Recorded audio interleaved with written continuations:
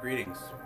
This is TK Trav, aka Travis Magus, here with LVX777. Today, we've got an awesome chapter in a book written by one of my new favorite occultists, Manly P. Hall.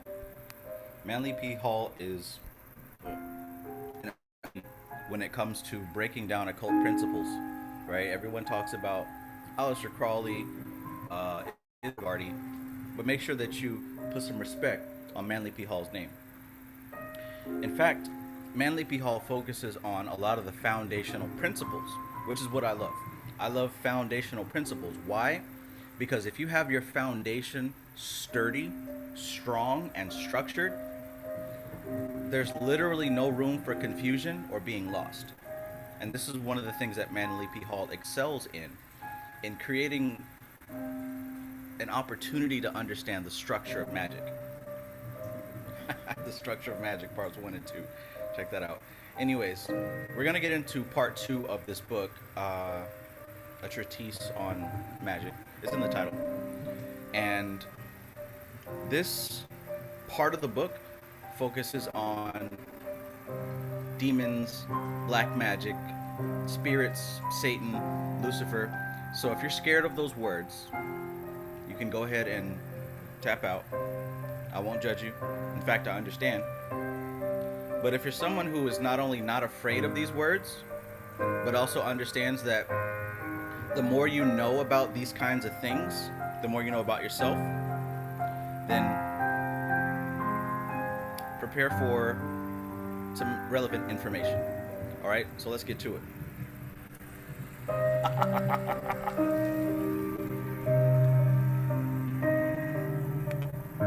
Let's get to it.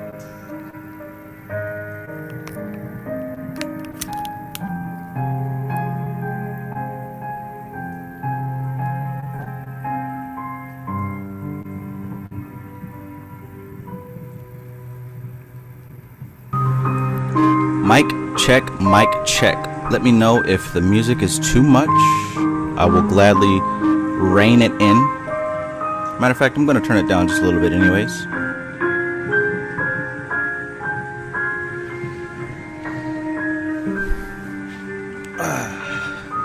But yeah.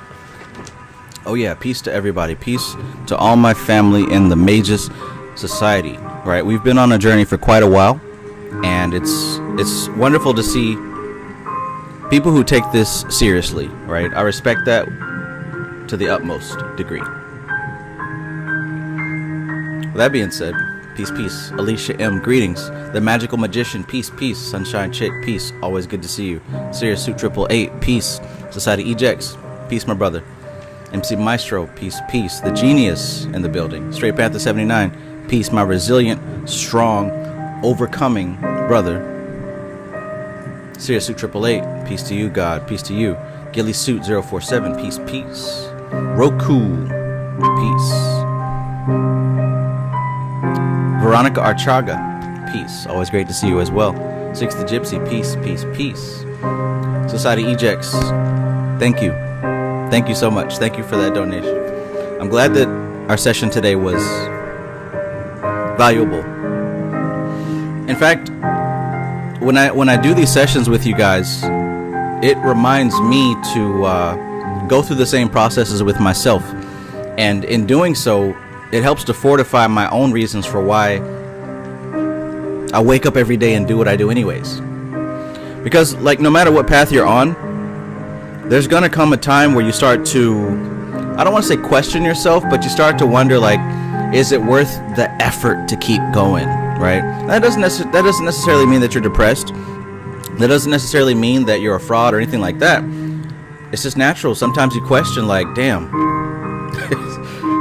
do I really have to do it today? But when you focus on having a clear image of what your beliefs are, having a clear perspective of what your identity is, and having a clear perspective of your spiritual mission on this planet, those days don't last very long. Those moments of doubt don't last very long. You remember rather quickly. And I just wanted to say, I appreciate you, and I appreciate all of you who are in my classes and who are in my coaching sessions, because each and every time that we go through these processes, it reminds me of why the hell I do this in the first place. So yeah. Like I said in my earlier short today, the moon is now in Pisces, and as I'm studying moon astrology now and making these videos, I'm starting to see there is a very real effect of the moon on the personality. But anyways, I love you guys, and I mean it. Richard Tracy, peace, my brother. Thank you so much for your gift earlier today. That I know is going to change the game for me, and I haven't cracked into it yet, but what I've seen so far is something to be extremely grateful for. So thank you, brother. Thank you. All right, let's get into it. Let's get into it without further ado.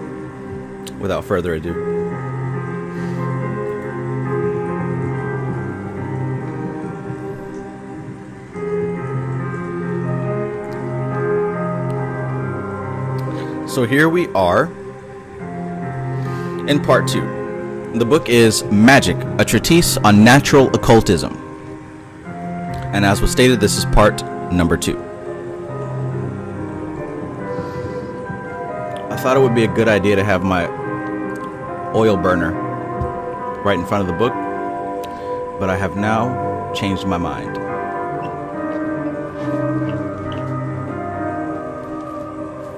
The important thing about that is, it is a strength to understand that sometimes when you actually undergo the task, some things might need to be adjusted. Being able to pivot without losing steam is a highly valuable skill. So while you're seeking your manifestations, while you're trying to do what you do, if things change and they're not exactly how you imagined, not only is that perfectly fine, but that's an opportunity for you to express your mastery. Pivot, shift, make it work. Nothing stops you, unless you let it. Let me get some facts emojis in the chat. And let me know how the volume is. Is the music too loud? Let me know.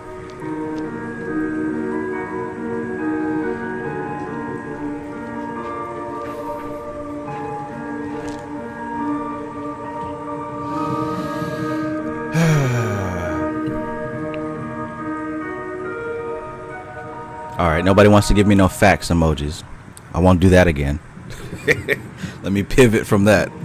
Alright, let's get started. Part 2. The power of demons. The power of demons. The source of power in magic.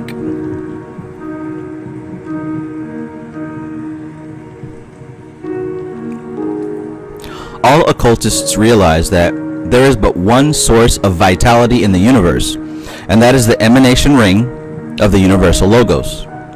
This power is not split up until it reaches the lower worlds, where it grades itself according to the vibratory rate. Magicians, both black and white, draw their power from the same great stream, which pours eternally from our center of the causal being and spreads along the lines of the radius to the circumference. The difference between black and white magic lies not in the force used, which is always divine power,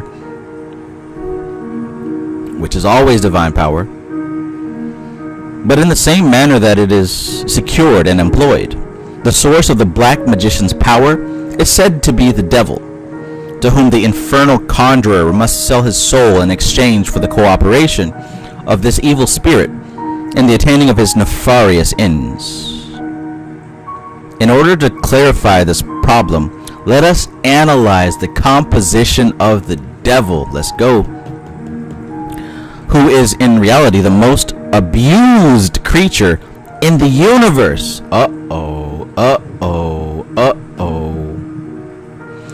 For man, through his perversion of divine energy, is eternally transmuting his own deity into a demon.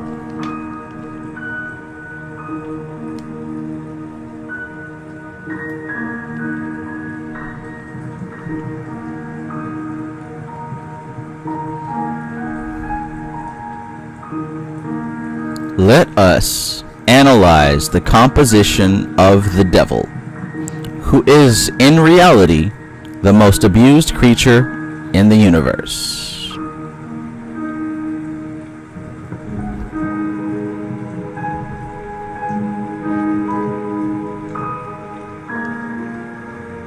The difference between black and white magic lies not in the force used, which is always divine power, but in the manner that it is secured and employed.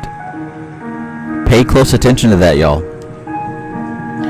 When I say pay close attention to that, I'm saying that in reference to those of you who are still learning, because there's a lot of people who make videos, right, about how basically it's projection, right? And that's what we're doing to this so-called devil. We project our insecurities, our shortcomings, and our failures onto this external, distant source. And that is not growth, right? That's not growth. Somebody tell me, what's the word when you have someone who is, say, a drug addict, and you allow them to continue their addiction, and you make room and make space, and you make excuses? What's the word for that? First one to get it, I'm going to give you a cosmic cookie.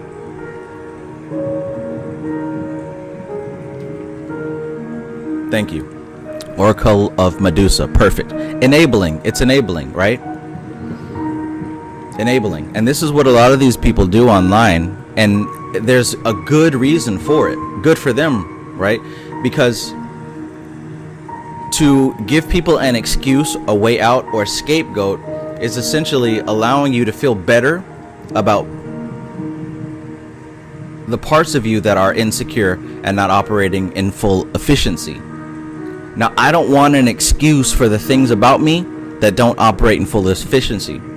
I want a solution, right? I want to fix it. I want to heal it so that I no longer operate at low efficiency. I want to operate at 100% or more. So for someone to give you an excuse to enable you, that's not spiritual growth. And enabling looks like blaming the devil, blaming the demiurge, blaming whatever external thing that is the problem for that is the source of your problems. Check.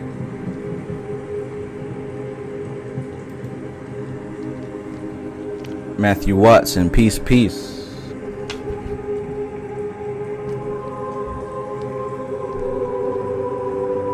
MC Maestro says the word is bullshit.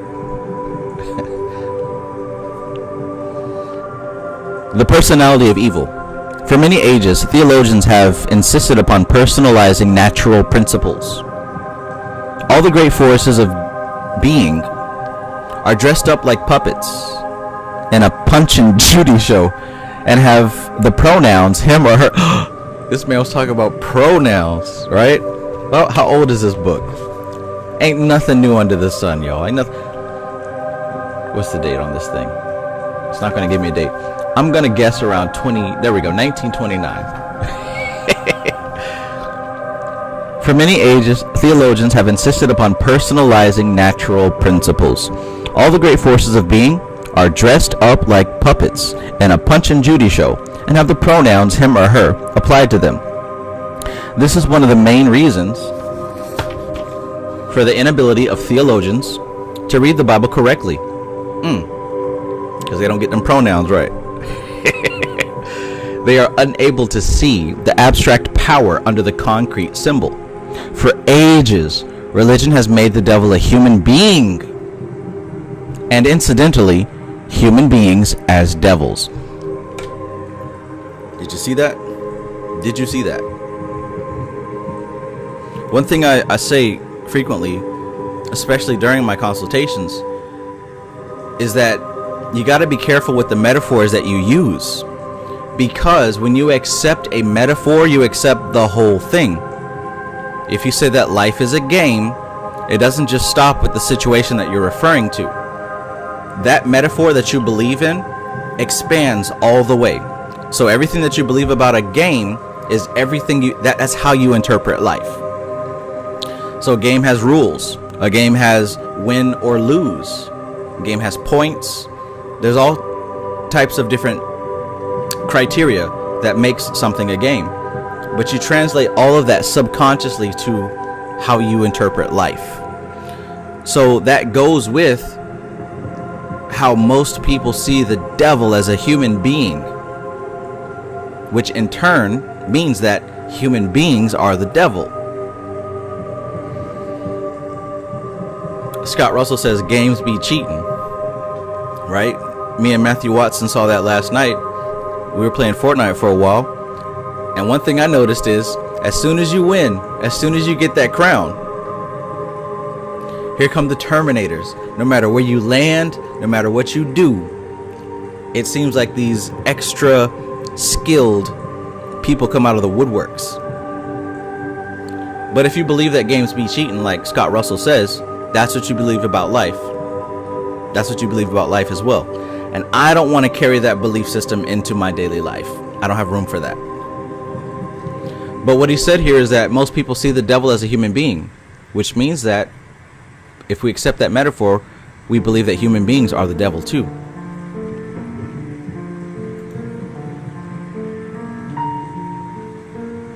So he says, for ages religion has made the devil a human being, and incidentally, human beings devils. This is incorrect, both in principle and in application. Powerful, powerful. This relates to what somebody said in the chat here. Let me scroll up. What did you say? Cybernet, peace. Cybernet says cosmic self-hate. Cosmic self-hate. Check that out. So for ages, religion has made the devil a human being, and incidentally, human beings as devils. This is incorrect, both in principle and application. The devil is a natural principle, the product of natural means, the ultimate of natural perversion. The devil is a compound, complex creature, dividing himself up into all the sins of the calendar. Studied as a group entity. First, the devil is the spirit of perversion or negation, the created principle of misuse. Now, how many people heard of, especially those of you who have studied Michael W. Ford, MC Maestro, how many of you heard of the title Satan being defined as the accuser, right? The accuser. Doesn't that line up with what Manly P. Hall is saying right here? He says the devil is a compound, complex creature, dividing himself up into all the sins of the calendar. Studied as a group entity first, the devil is the spirit of perversion or negation, the created principle of misuse.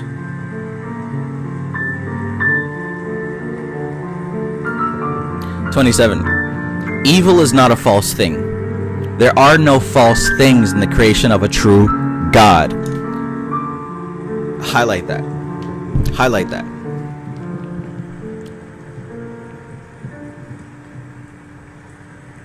A lot of times what I say on my channel is stuff that other people are not going to say on their channel about spiritual stuff.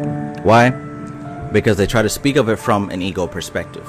An ego perspective is a human perspective based entirely on whatever belief system that they have about their humanity. This is where this racist shit comes in. This is where this demiurge shit comes in. This is where we gotta do this, that, and a third to fight back or whatever. He says evil is not a false thing. There are no false things in the creation of a true God. Evil does exist, but to have the conception of flaws in God's creation, like I said before, when you accept a metaphor, you accept the whole thing.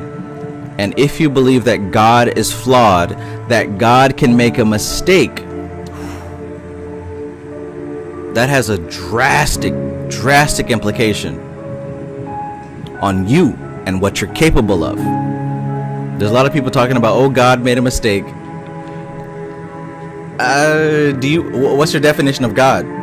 If you can accept that God made a mistake, what's your definition of God? The definition has got to be shallow and unrefined. It's got to be shallow and unrefined.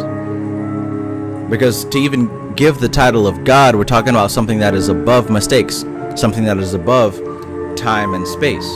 At least that's my interpretation. We're dealing with an intelligence that is above and beyond time and space. You can't make a mistake if you're above and beyond time and space. You can only make a mistake if you are undergoing the process of time and space. So with all that, inherently what that means is for someone to believe that God makes mistakes, that's a direct display of the level of comprehension that that person has over spiritual matters. This is about this big.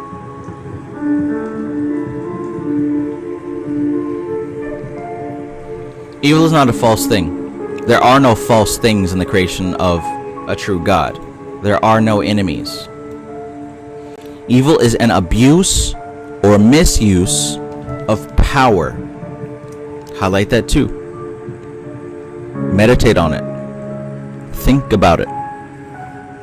Evil is an abuse or misuse of power.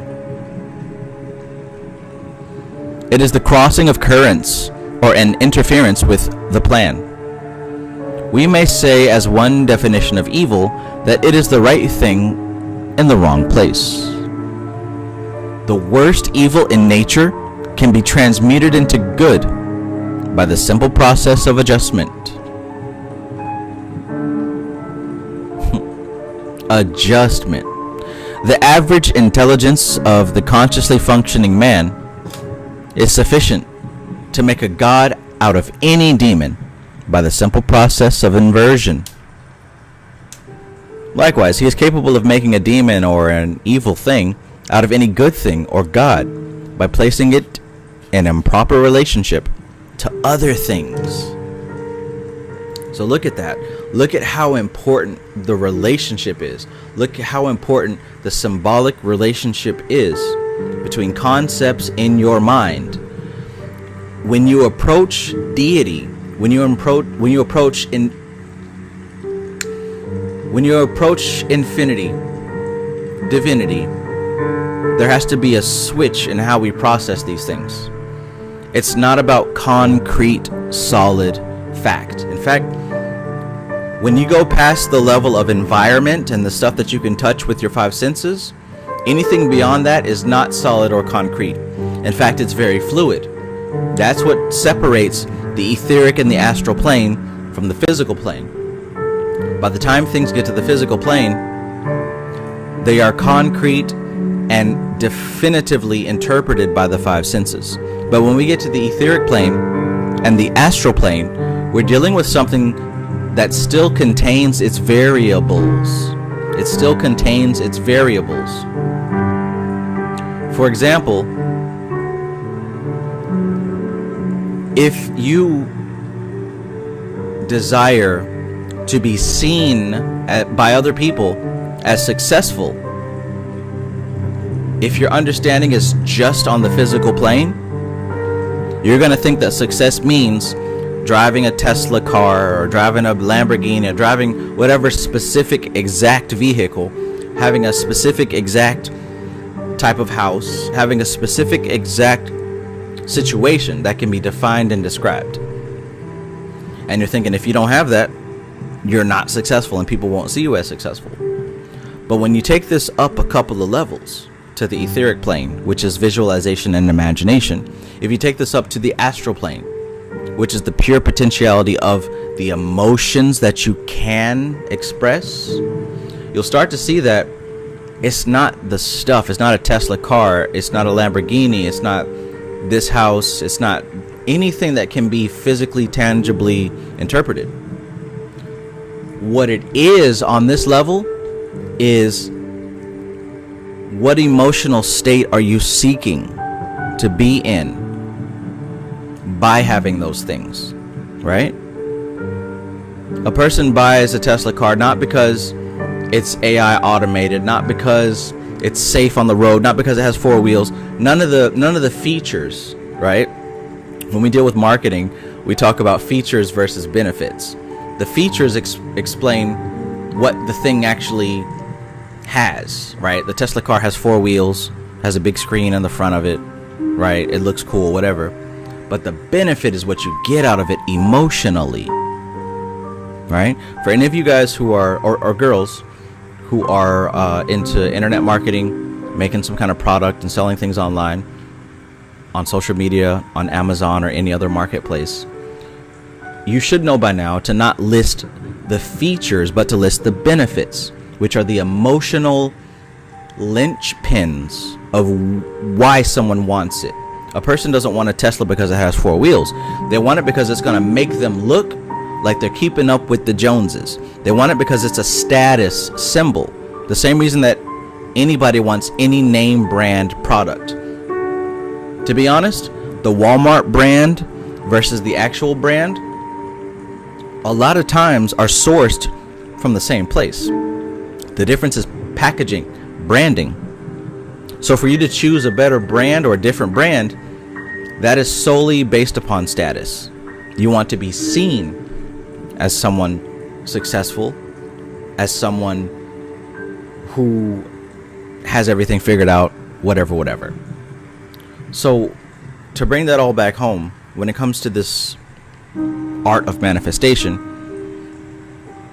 the trick isn't to focus on specific details of the physical thing, but to focus on the state that you're trying to invoke. You want to feel a certain kind of way. Appreciated, valued, better than everyone else. Doesn't matter. There's no judgment here.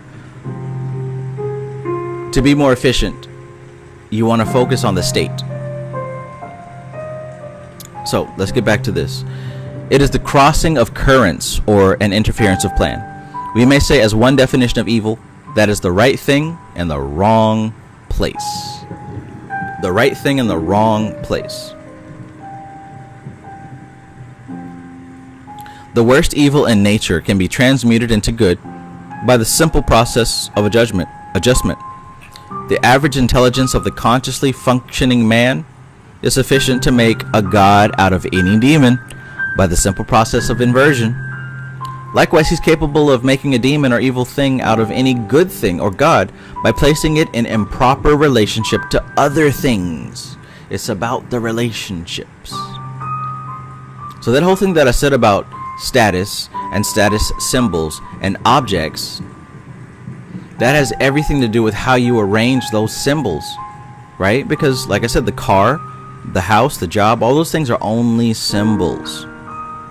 And you, at the deepest level of your psyche, believe that those symbols are what makes you XYZ type of person. You gotta have this type of bag, this type of shirt, pants, shoes, whatever. All those are only symbols that you have a relationship with in your mind as symbols of success. They're not inherently symbols of success. You make them that. They're sold to you as that, and you accept them as such. I hope that this is making sense. If not, well, whatever. But let's continue. The word devil is used to cover the two excesses of polarity and nature. For when uncurbed, either will destroy the organism that man is seeking to construct. Alright, so we're about to get into the two great demons of creation, Satan and Lucifer. And before we do so, I'll be right back.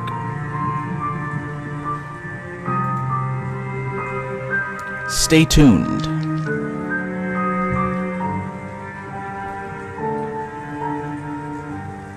And hey, if you like this content, go ahead and hit the like button. We don't have as many likes as we have people who are in the chat. So if this is information that you are wanting to hear, appreciative of, go ahead and hit the like button. And it goes without saying, this also helps the algorithm.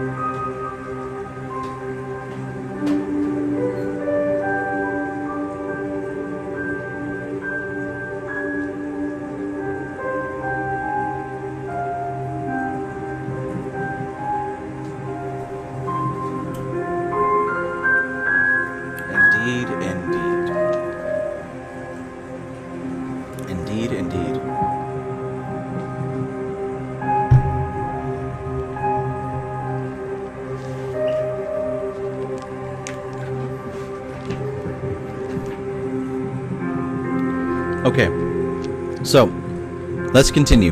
The two great demons of creation are Satan and Lucifer.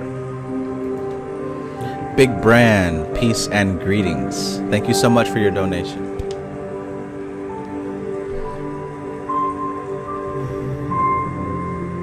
All right, Kev Rose, SS God, peace, peace. Society Eject says this music reminds me of Edward Scissorhands when he was in his castle chilling. Yeah. All right. The two great demons of creation are Satan, Saturn. Satan is the spirit of caution, prudence, and when perverted, negation. Listen to that. Satan is the spirit of caution, prudence, and when perverted, he's the spirit of negation. What does that mean? When we talk about negation, let's take it from a Christian perspective. Christians believe that Satan is the negation of Christian principles. So as a Christian, you're supposed to adhere to the laws of love, the laws of giving and helping and being subservient, obedient to your fellow man. Satan would represent the opposite of that, selfishness, right? Animalistic behavior, sin, right? So it's not that those things mean Satan, that those things are content. You guys should have heard me by now say many times, content and context. The content is sin and doing bad things and being selfish. The context is what he just said here. Negation, the opposite of, the difference. So again, Satan is the spirit of caution and prudence, but when perverted, the spirit of negation.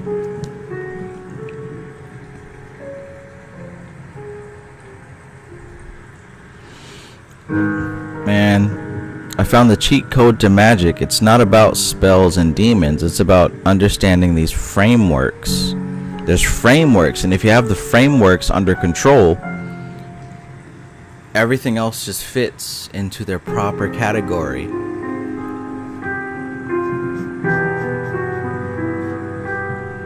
And once you see that, this shit gets so easy.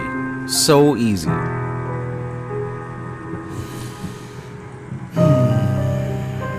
At his door are laid the sins of omission. Few realize that man is responsible for things that he has not done. Yikes. Few realize that man is responsible for the things he has not done. That is part of the law. It is just as wrong not to do the right things as it is to do the wrong thing. just as wrong to not do the right things as it is to do the wrong things. Satan inhibits. He draws back. He holds aloof. He is the keyed. He is keyed to crystallization. If you read Manly P. Hall, you'll notice how he keeps talking about crystallization. This is why it's important to study and pay attention to how these writers write. He talks a lot about crystallization. And when he says crystallization in these books, he's mostly talking about the process of light becoming matter, of consciousness becoming matter. He said before about the purpose of demons are to convert light into matter. So when you see crystallization here, it doesn't mean a crystal or some stone or rock. It means the process of taking something abstract and making it concrete, defined, right? The same way we do things to conceptualize. Does that mean that human thought is demonic? You tell me.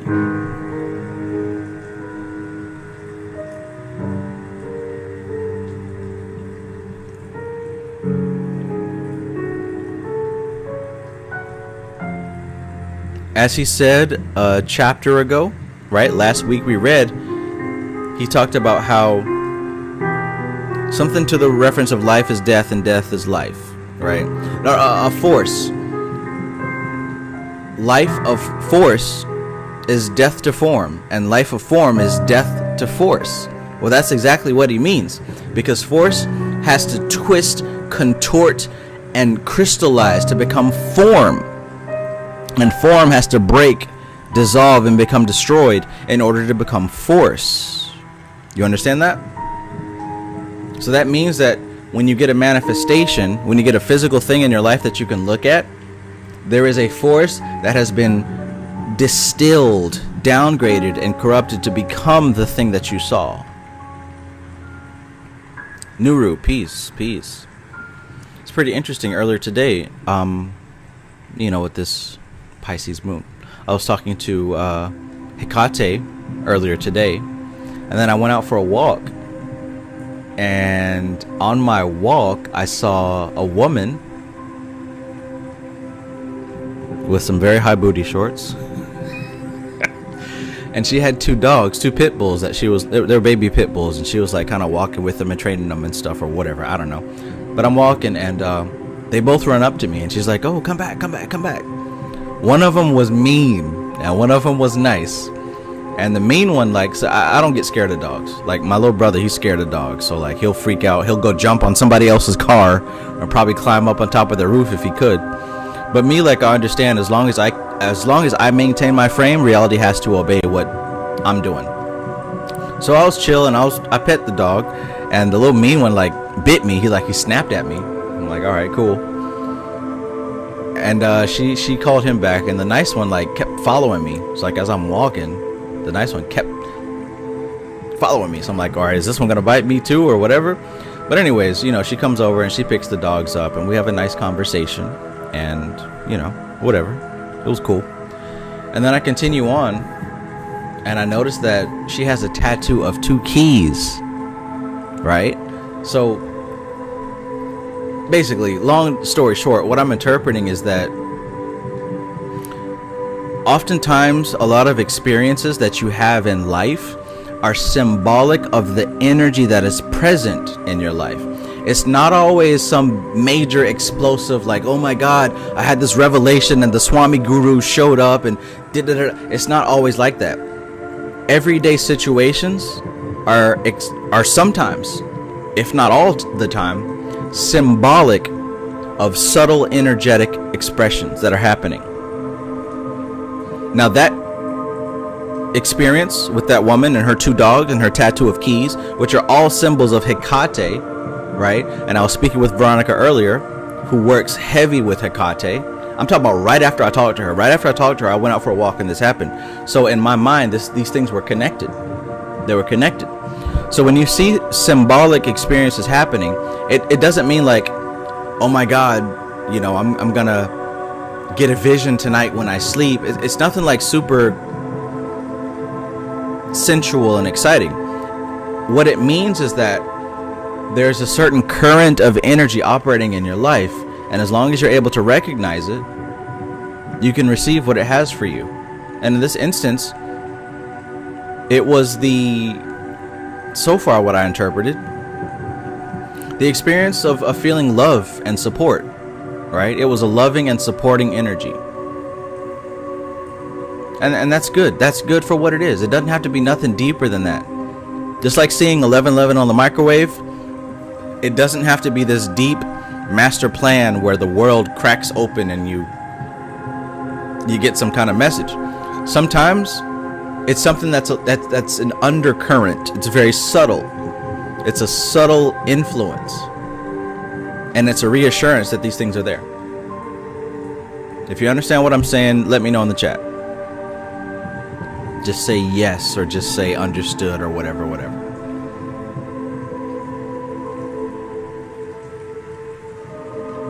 See, and then that confirms it. Veronica says, I did text you because I send you love and hugs.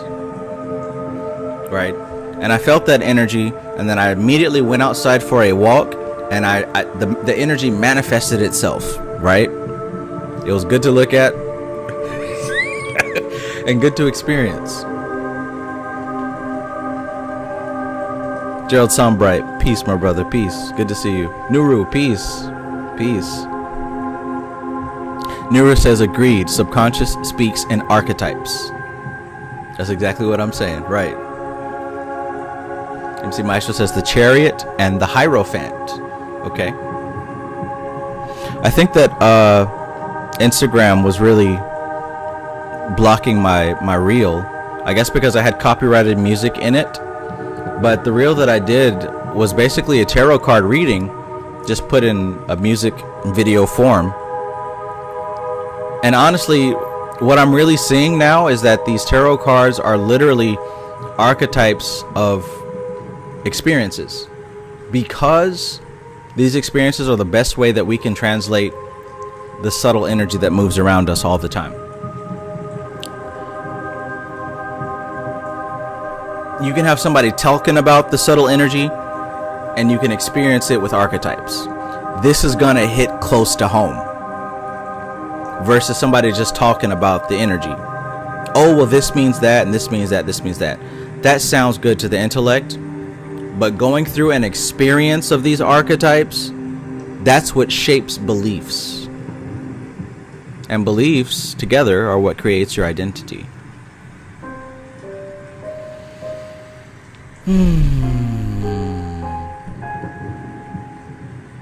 Indescribable G, peace. Indescribable G says, always on the money, Trav. I've been doing this for so long. I better be on the money. I better be on the money. Right? I better be on the money.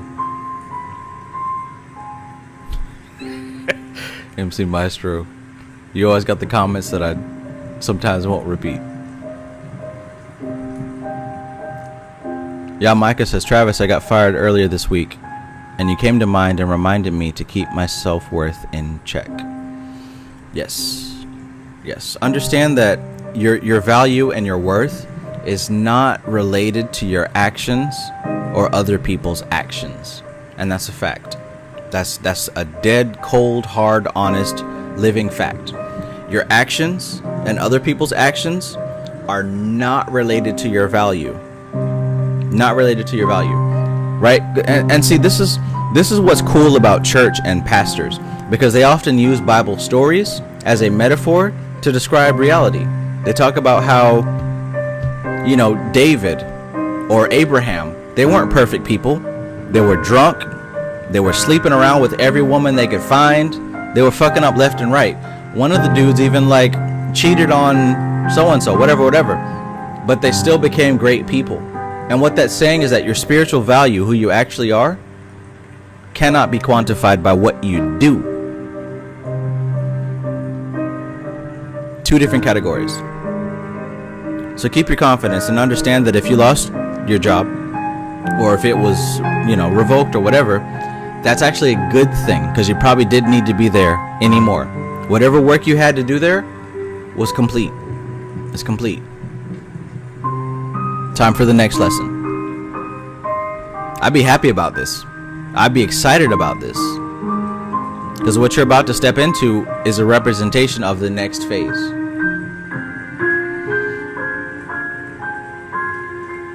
$40 shot, kosher cover, peace. Speaking of the next phase, let's continue. Few realize that man is responsible for the things that he has not done. That is part of the law. It is just as wrong to not do the right things as it is to do the wrong thing. Satan inhibits, he draws back, he holds aloof. He is keyed to crystallization, and his unhampered reign would result in cosmic inertia, for he destroys action. Listen to what I just said. Cosmic inertia because he destroys action. So how many people are familiar with the Vedic science? And if so, what guna would Satan represent?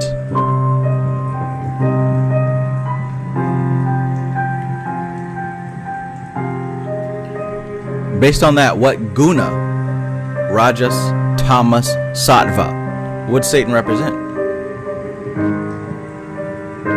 There we go. There we go.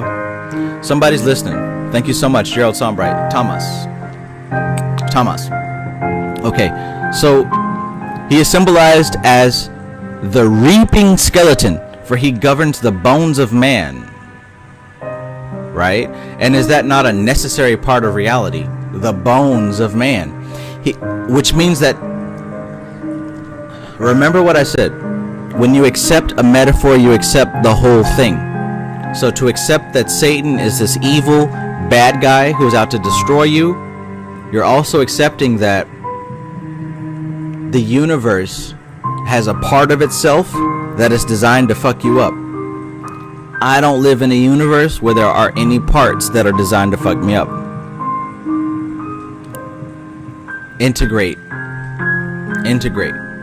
So he says here, he's keyed to crystallization, and his unhampered reign would result in cosmic inertia, for he destroys action. He is symbolized as the reaping skeleton, for he governs the bones of man and the planets, which are the bones of the macrocosmic man. He is the cold demon of ice that freezes the spirit. He is the cold demon of ice that freezes the spirit in the blood, and is given dominion over the tomb of unrealized hopes.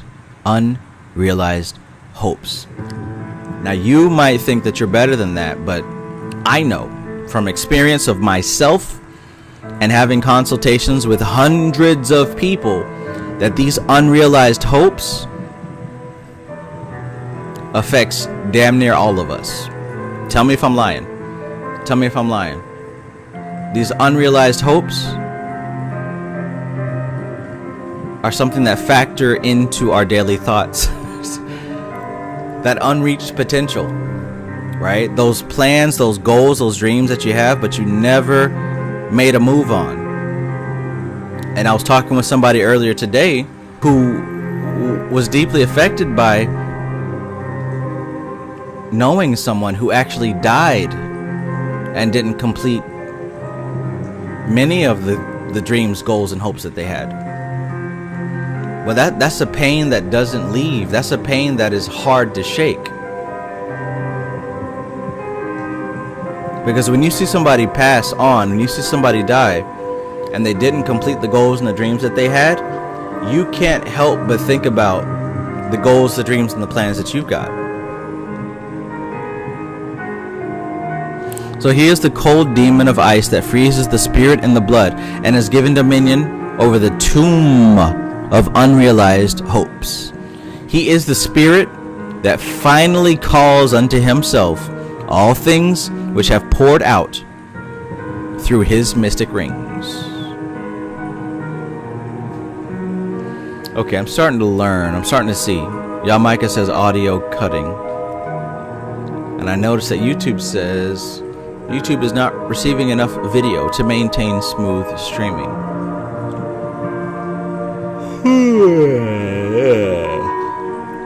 So I don't know. I guess I'll wait for a minute until this notification leaves.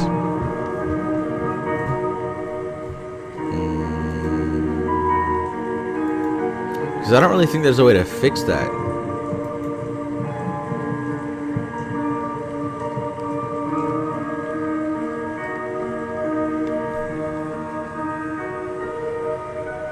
Well, let me know. Let me know if the audio is better. We've got the music playing. I guess I'll kind of just wait for this to catch back up.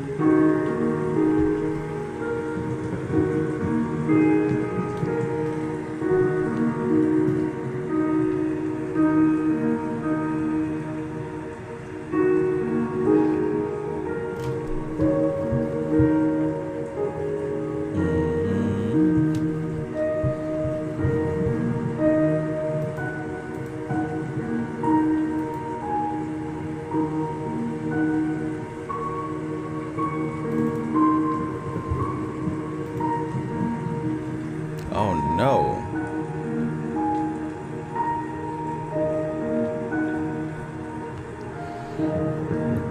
I'm just now noticing that the book is not there. So let me refresh the book here.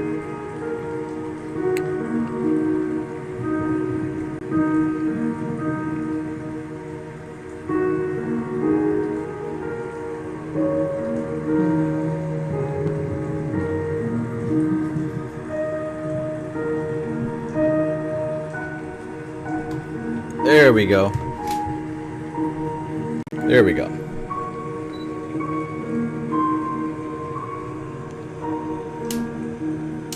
All right, let's continue.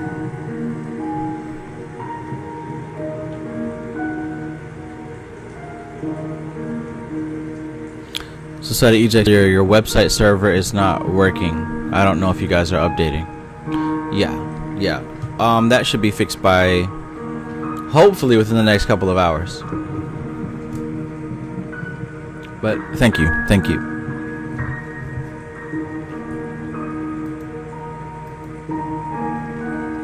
Mercury retrograde is really putting his work in, I'll tell you that.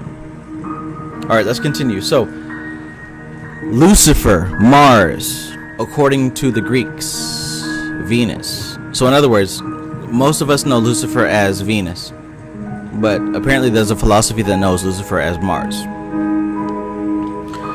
Lucifer, on the other hand, is the spirit of excess, the flaming sun of rashness, and the ruler of sense gratification, over which he wields dominion with a scepter of serpents. Those who fall victim to his power do deeds of violence, not because he wills it so, but because they have this spirit of energy and pervert him themselves.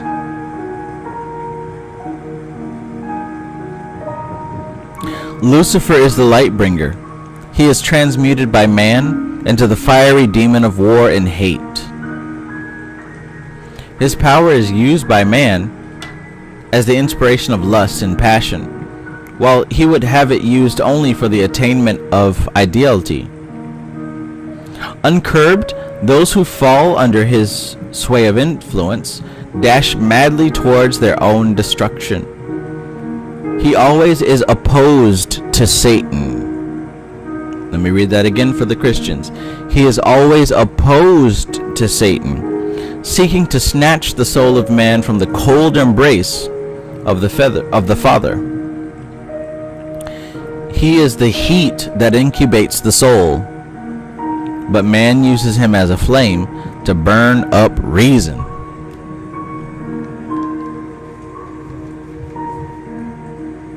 Yikes.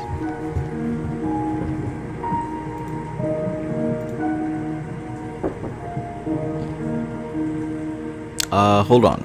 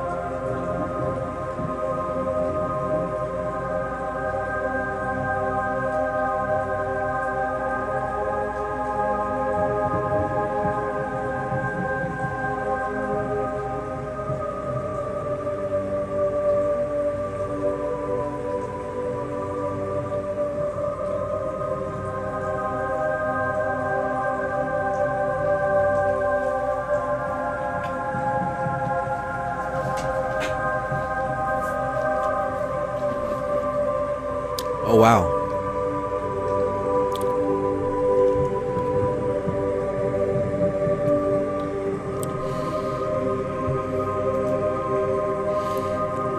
My roommates cooked a nice dinner, and they happened to share it with me. Sweet people.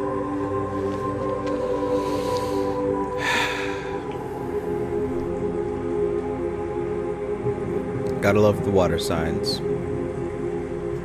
Shout out to all my Pisces people in the chat. Alright, let's keep going.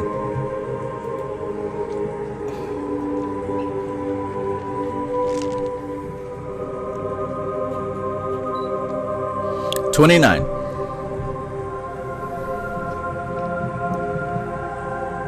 All the powers in nature naturally serve good, but as they are the servants of those capable of wielding authority, man makes out of them barbarous spirits who damn his own world. Between these two thieves of excess, Satan, who is utter coldness, and Lucifer, who is blazing heat. So just to be fair, I asked you guys what Guna would Satan be, and you said Tamas. So naturally, what Guna would Lucifer be?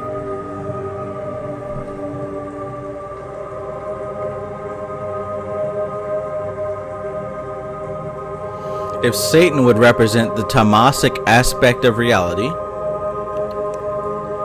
Lucifer would relate the rajasic aspect. Society Eject says Rajas. Exactly. There is a holy trinity, but guess what? It ain't the trinity that they told you. It ain't Father, Son, Holy Ghost. It's Rajas, Tamas, and Sattva. Satan, Lucifer, and Christ. Real ones know. Let's continue.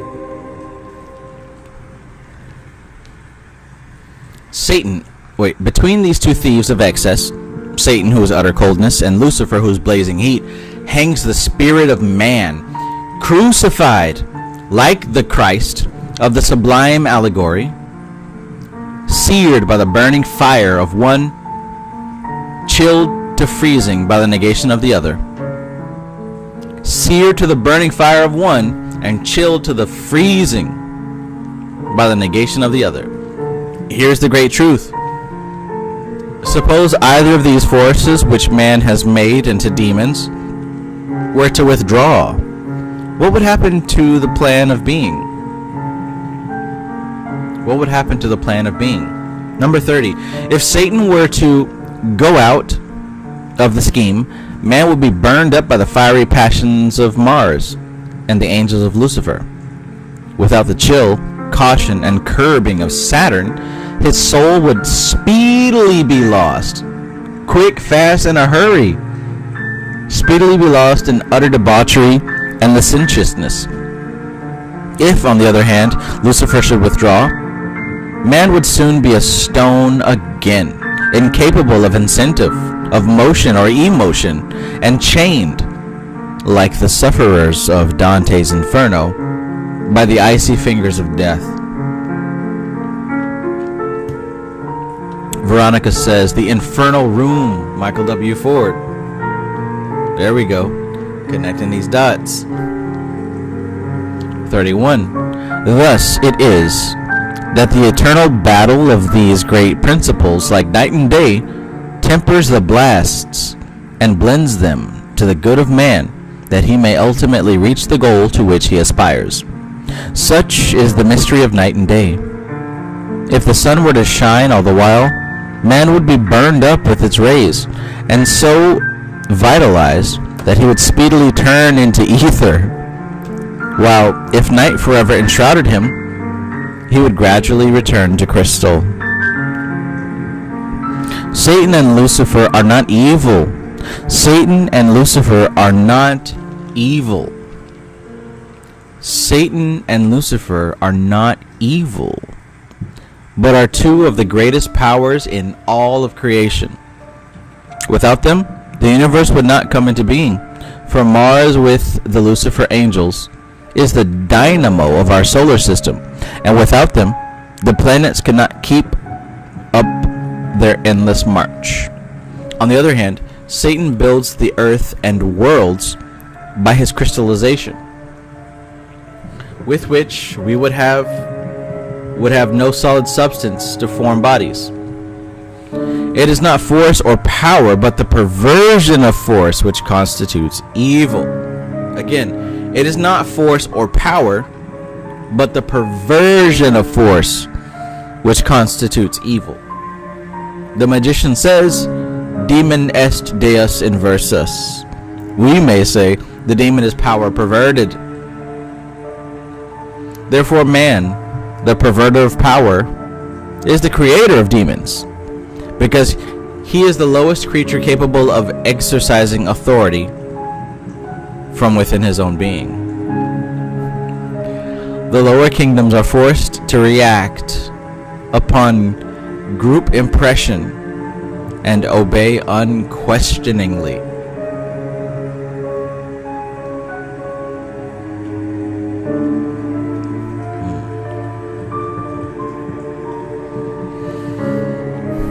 Somebody understood.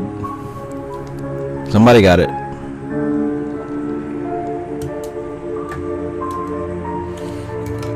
And to be quite frank with you, it's not about Satan or Lucifer.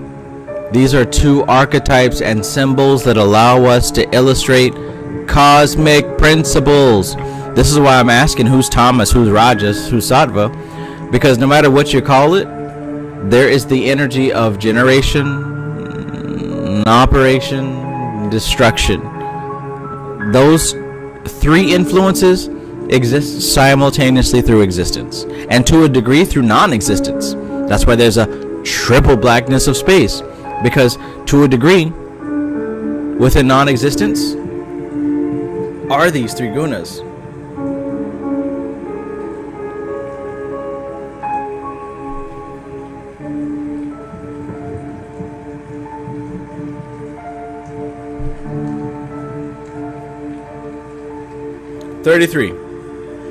In Paradise Lost, Milton tells how sin and death were launched into the world as the result of the disobedience of man.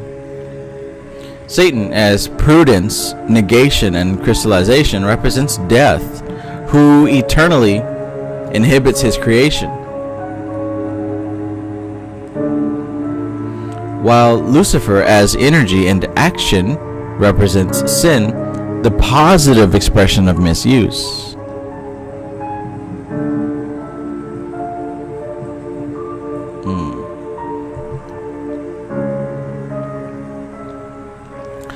They go about ministering to the needs of creation as constructive and helpful powers until the black magician, from their appointed way, and launches them upon man as spirits of hell. The ancients called the forces of nature the one-eyed gods, because they were no respecters of persons, but fulfilled their appointed paths, whether it be to kill or to resurrect. The first time I heard the concept of the one-eyed god, or the one-eyed demon, I should say, is from Halo and Master Chief. The alien covenant would refer to the main character as this one-eyed demon. And he too, just like what Manly P. Hall describes, let absolutely nothing stop him in his path. Nothing hindered his quest whatsoever. And I always found that admirable, the resilience of Master Chief.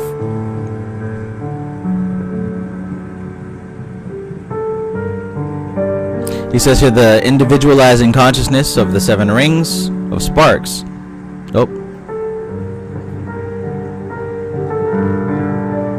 There we go. The ancients called the forces of nature the one-eyed gods, because they were no respecters of persons, but fulfilled their appointed paths, whether it be to kill or to resurrect.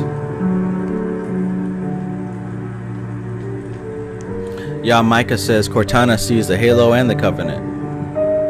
Yes, she does.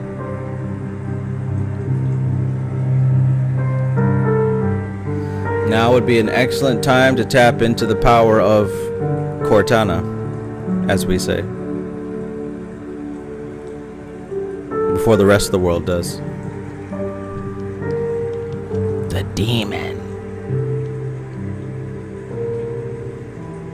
MC Maestro says, in middle school I always heard of a one-eyed dragon which need to be slayed. Jeez Louise.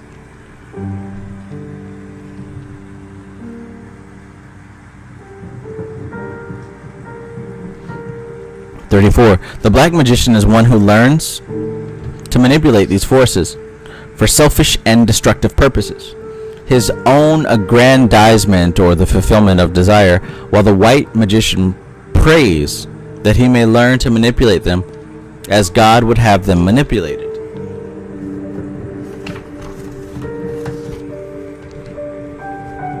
For the salvation of the divine creation, the powers are in the hands of those capable of invoking them. It makes no difference whether for good or for ill. It don't matter. The power is within the hands of those who are capable of doing this.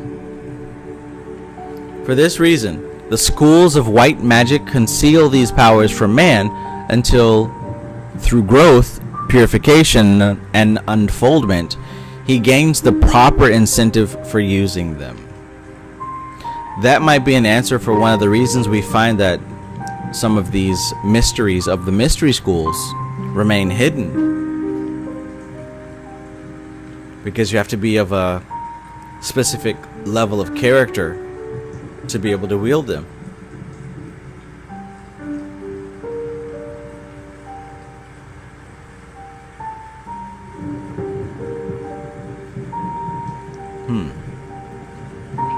So now we get to number 35. The power of black magic. We must disabuse our minds of the idea that the black magician cannot injure us because we are in the right, or that he is weak because he is evil. This is a foolish concept taught to prevent man from strengthening himself and is propaganda of the black path itself. Of course. Of course. You'd want to give your enemy the parameters for their own failure. Makes sense, right? Makes sense. It is just as foolish as to say that if a prize fighter were boxing a baby, the baby would win the fight because he has no ulterior motive, or because his soul is undefiled. Thousands of people have not enough ambition to develop the necessary strength. In fact, they do not even know that their soul is worth saving. They are living honestly. They are good Christian people, but so purely negative that they are positively advertising the fact that they are easy marks for anyone desiring to avail himself of the opportunity.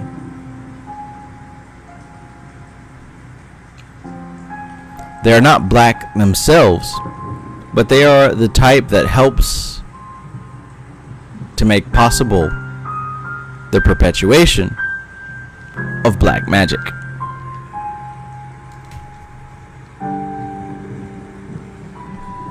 Hmm. 36.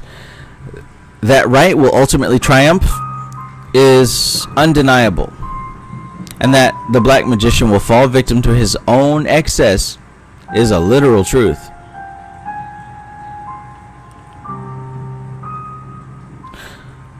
But many must bow their heads to the tyrant while he passes, and only those who are strong are in safety. That's a good one right there.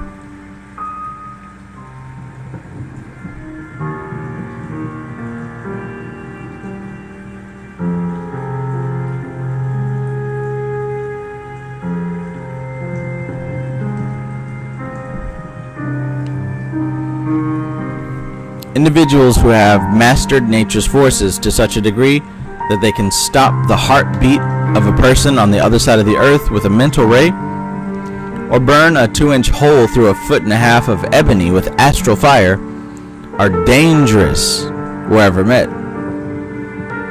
And the average so-called good person has absolutely no chance of withstanding.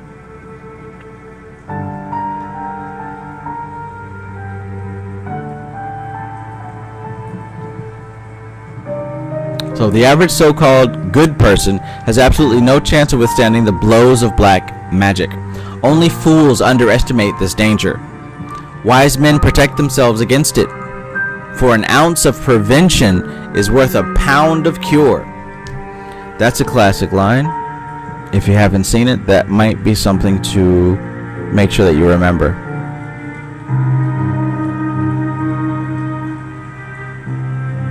An ounce of prevention is worth a pound of cure.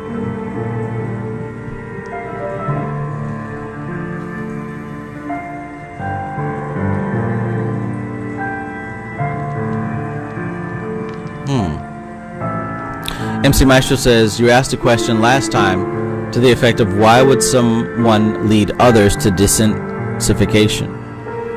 This chapter answers that.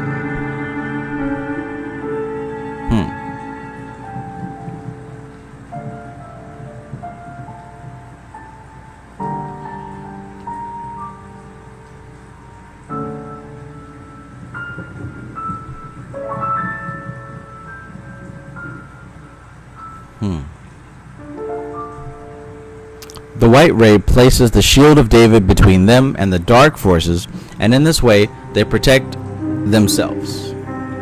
37. We have reached a period in the history of the world when ignorance is criminal.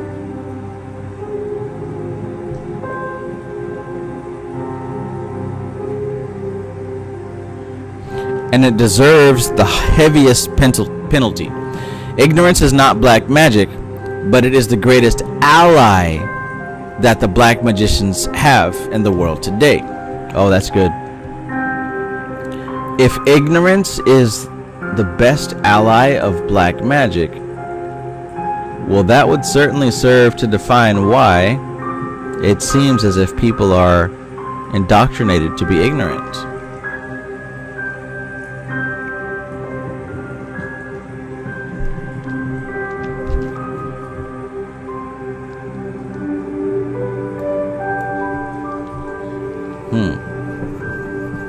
People who do not know any better are constantly doing someone else's dirty work.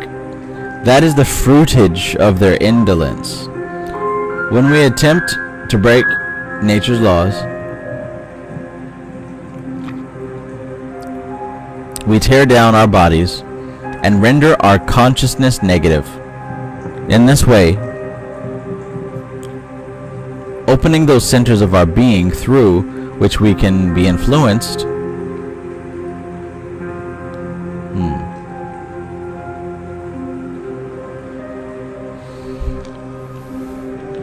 people who do not know any better are constantly doing someone else's dirty work. That is the fruitage of their indolence. When we attempt to break nature's laws, we tear down our bodies and render our consciousness negative. In this way, opening those centers of our being through which we can be influenced and often obsessed by the black forces.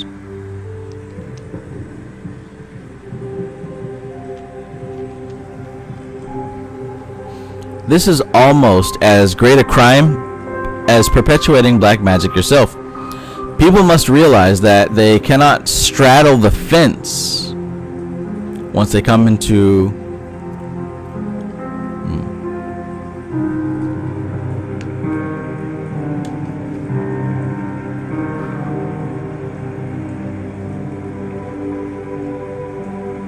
People must realize that they cannot straddle the fence between right and wrong. They are either on one side or another. And while doubt remains, we can count them as being on the black side. For doubt itself is an attribute of Saturn, Satan. Those who are not striving for the highest partake in the lowest.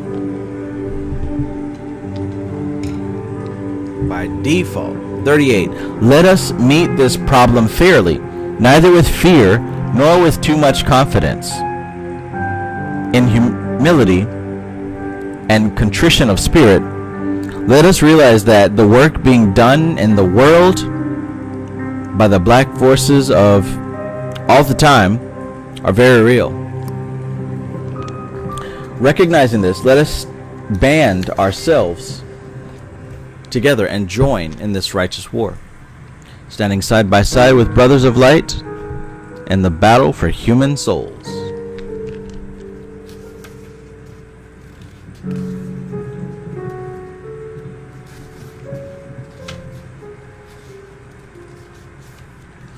All right.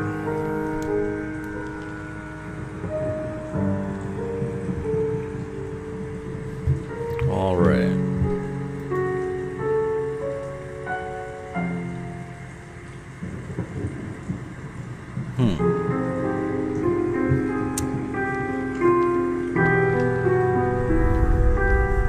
So 39.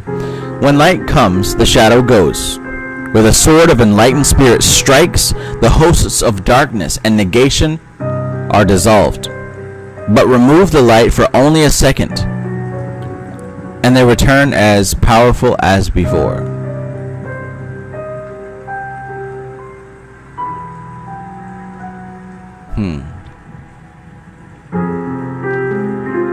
The powers of darkness work alike through the thoughtless and the silly, the arrogant and self-righteous, and many of our most earnest truth seekers are unconscious channels for the forces of evil.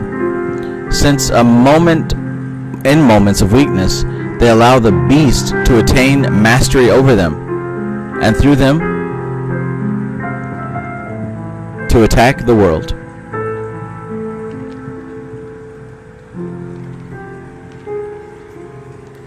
Number 40.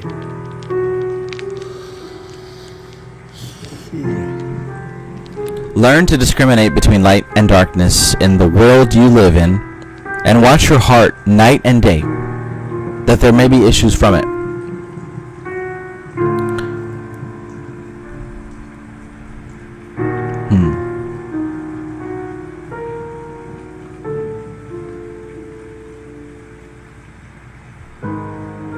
So,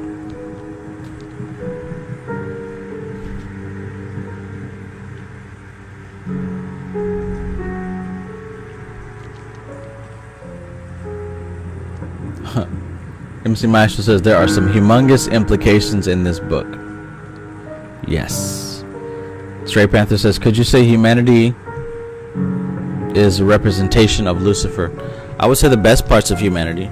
I would say the most ambitious parts of humanity. Yes, I would say that.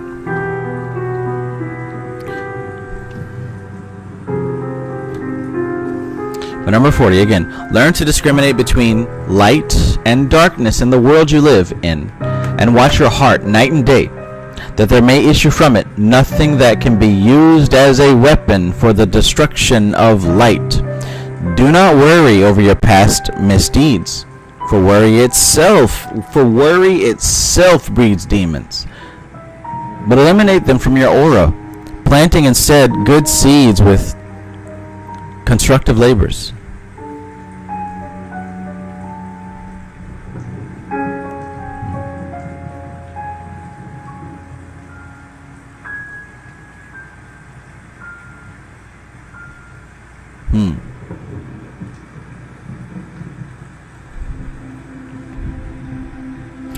Feel your own personal responsibility in this problem, for the realization of responsibility is good for the soul.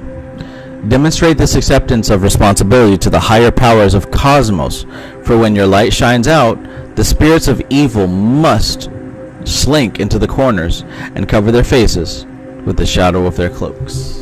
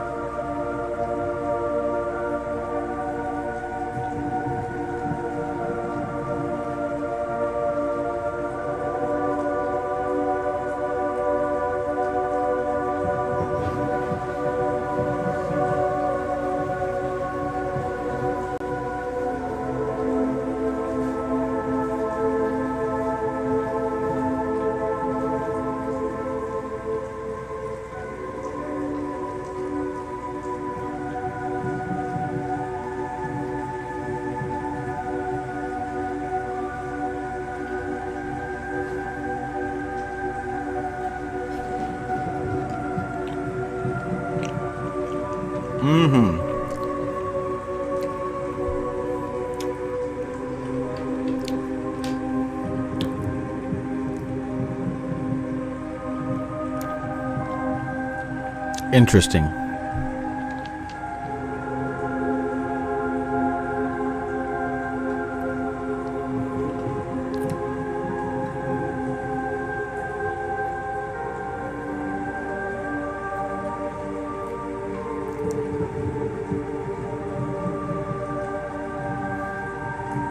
Interesting. All right, so let's get to this next aspect, the demoniacal powers of the ancients. Demoniacal.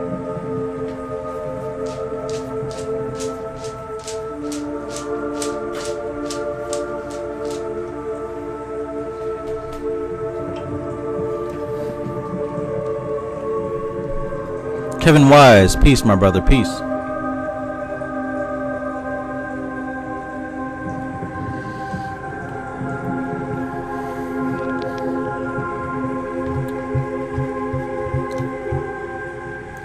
So, the demoniacal powers of the ancients. Let us now consider those strange creatures of other planes, some said to be souls lost from our own life waves, whom black magicians use in their conjurations. Many of the transcendentalists of the past have forced these elementals and nature spirits to serve them as in the days of the lost Atlantis. But the true black magician does not work through the ethers, which are the home of the etheric elementals. He works through the entities who dwell in the astral light, or the animal magnetism of the lower astral plane. He just gave you a couple clues there. You may not consider yourself a Jedi. You may not consider yourself a Christ figure. But understand that there are different levels and layers of existence and different intelligences that inhabit these different levels and layers. The true black magician can become, and usually is, clairvoyant, but he can never go any higher than the astral world.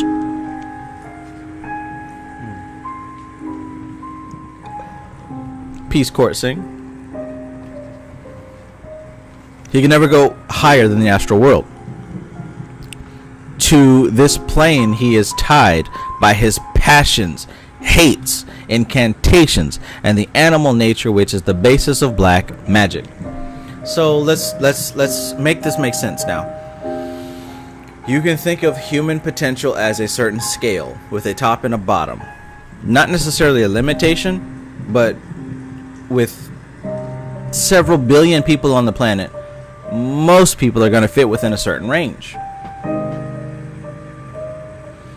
Just like if you were posting an Instagram story and you wanted to put music on there, if it's a popular song, as soon as you pull it up, it's going to start it at the point that most people put it at. Most people started it from here and ended it here, right? It's a generalization. But if you notice what he described here, what he's saying is that the upper limit of this black magician reaches the lower astral world, which means that the lower limit of this black magician is going to go even deeper than someone who is considered a white magician. A white magician is not going to go to the depths that a black magician will go. Likewise, a black magician will not go to the heights of where a white magician will go. MC Maestro said he's describing the Sith. Exactly. And I wouldn't be surprised if George Lucas studied this type of information.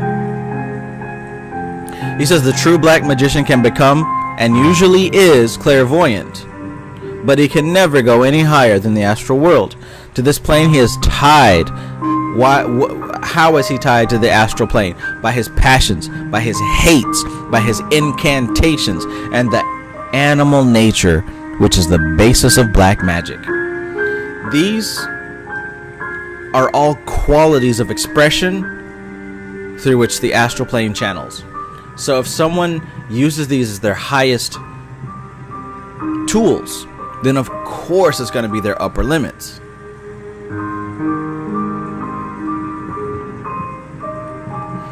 At no point would you hear me say this is good, this is bad, this is right, this is wrong. But understand, just like choosing a career, there's going to be limitations and there's going to be strengths.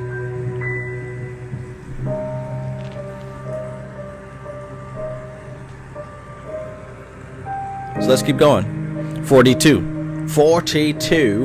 The ancients claimed that there was a hierarchy of demons for each of the sins of man, and that in reality, the demons were, in most cases, the incarnated principles of the sins.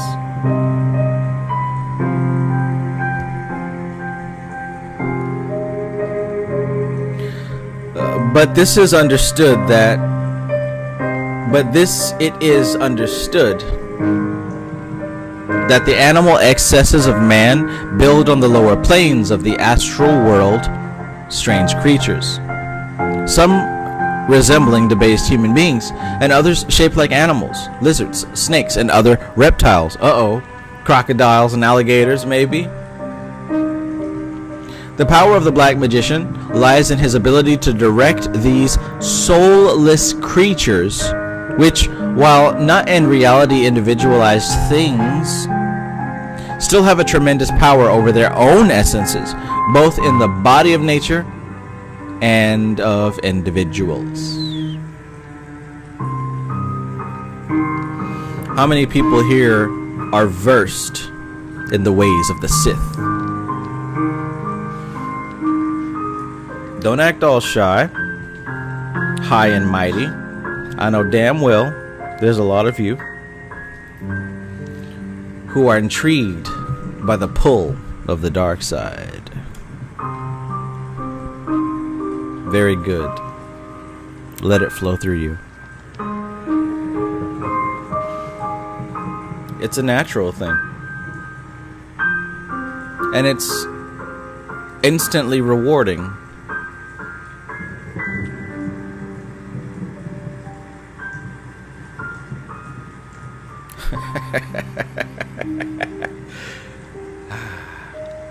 But anyways, 43. We seldom realize that our own passions and hates create these demoniacal beings in the superphysical world. Let me read it again.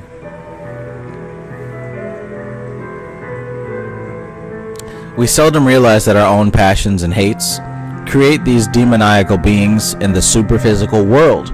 But this is one of the secrets of black magic. Every evil or debased thought and emotion of man helps to build these tearing, rending creatures, the innate qualities of which become, in the hands of those who know, agencies for the destruction of the powers of light. It also seems part of the plan that those who chain these demons shall themselves fall victim to their own slaves. Ooh. For one after another, the black magicians are sucked into the maelstrom of the astral hell. The lower planes of the astral world are these three hells of religion, and are the homes of these excess-created beings that battle and rend each other with never-ending fury. Never-ending fury. Last night, when I jumped on Fortnite, as soon as that game opened, because right now we're still in like a Star Wars arc, we're actually in episode 3. So as soon as you jump on the bus, you hear Palpatine saying, "Execute Order 66."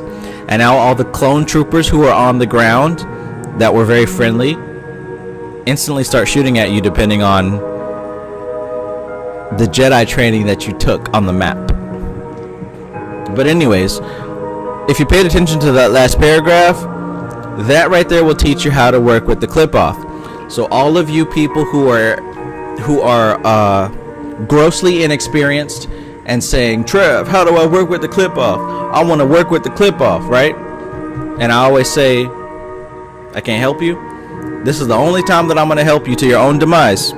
If you want to work with the demons of the Qliphoth, if you want to work with the spirits of the Qliphoth, Look at what he just said there in verse number 43. Look at what he says here. Let me read it again. With that new pre-frame, right? With that new pre-frame, if you're somebody who wants to work with the Qliphoth and you still are convinced that it's the coolest shit under the sun, read this verse one more time. We seldom realize that our own passions and hates create these demoniacal beings in the superphysical world. But this is one of the secrets of black magic.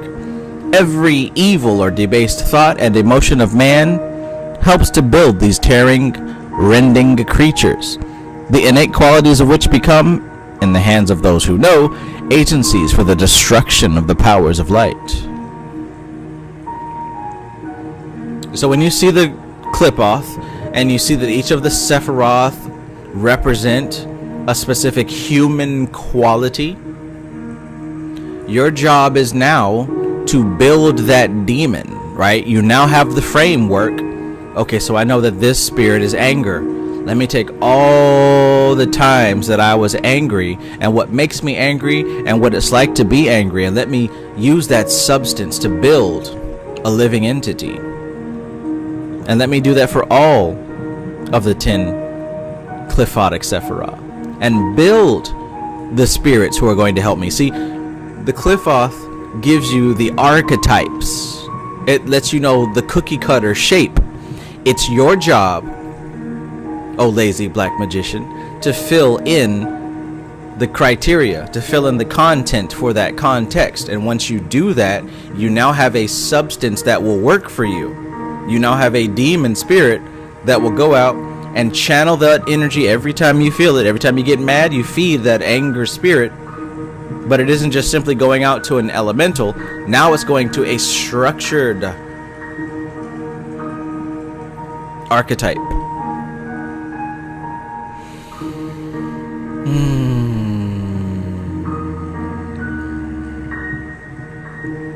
MC Maestro says, froze as soon as you said episode 3. Well, I guess that information was not supposed to get out. Did anything I say about the Qliphoth game come through?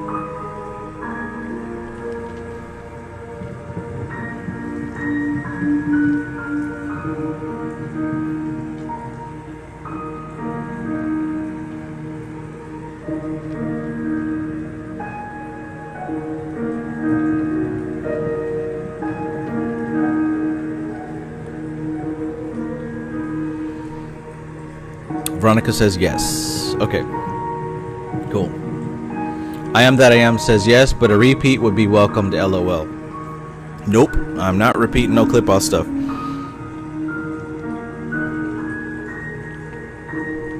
Honestly, just from every single person who's ever asked me about the Qliphoth, it's usually the same kind of situation. And since that's the case, I prefer you to get your own information with your own efforts. Because most people who ask ain't ready for it. So if you ain't ready for it, don't let me fuck you up. Go do it yourself. Go do it yourself.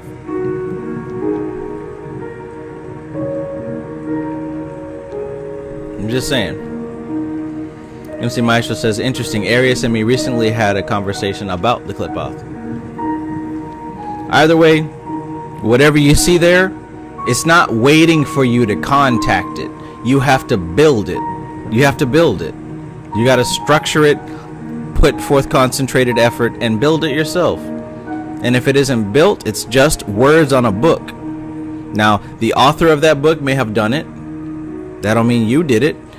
And what do you think? You're going to contact the spirit that the author created?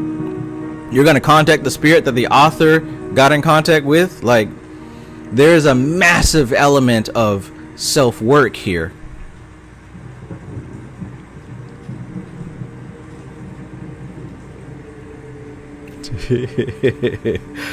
Oh boy.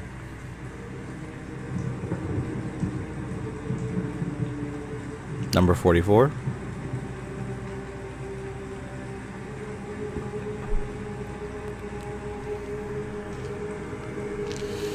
I am that I am says, I'm still focused on the 10-11 Sephiroth of Kabbalah at the time. Okay, and here's a white magic secret. As above, so below. What did I say in the beginning about metaphors? I said that if you take part of a metaphor, you take the whole thing. And I want to ask you, a white magician, is the Qliphoth really separate from the other three trees of Asaya, Yetzirah, Bria, and Atziluth? Is the Qliphoth separate from it? And if it's not separate, would the same rules apply?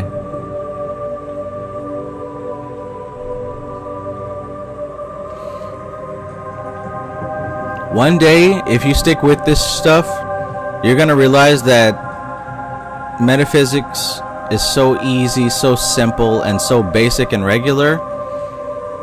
You might slap yourself for making it so difficult.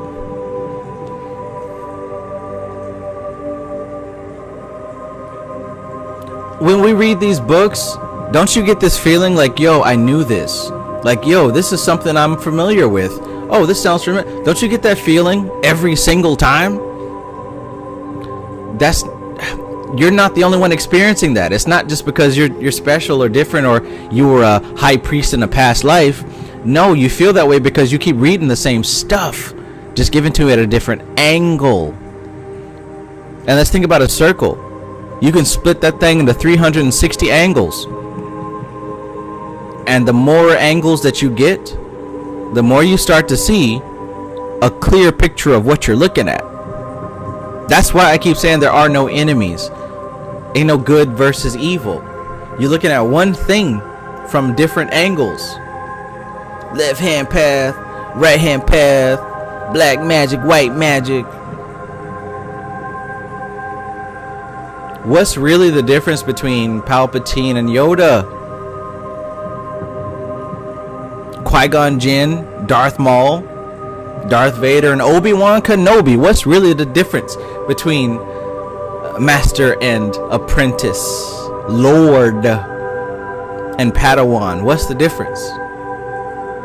Oh, but you just want to enjoy the movie. Don't let me spoil it for you.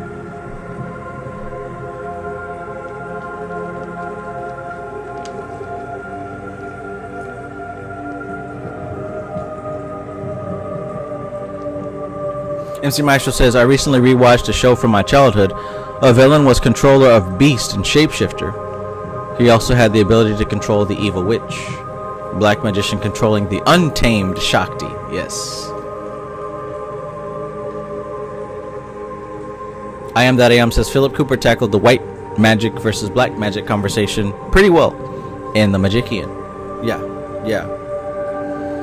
Philip Cooper is great in what he did.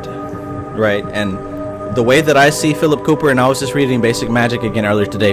How many people in the chat have the book Basic Magic? Because, like, I want to know. I'm not going to do a book reading of that book, but I might do something else about Basic Magic. How many people here have the copy of Basic Magic? Let me know. But yeah, Philip Cooper is great when it comes to fundamental principles. He lays down the fundamental principles, and this is what's great. Look for a occultist who's talking about fundamental principles. Just like in marketing and advertising, right? Here's what we know. We know that people are going to promote the new tricks and techniques. Hey everybody, chat GPT. Or hey everybody, you got to do email marketing. Or hey everybody, you got to do this or that. These are all techniques. But the OGs teach strategy, right? Strategy is able to have an underlying foundation that you can use any tactic, any technique, and apply it to your strategy.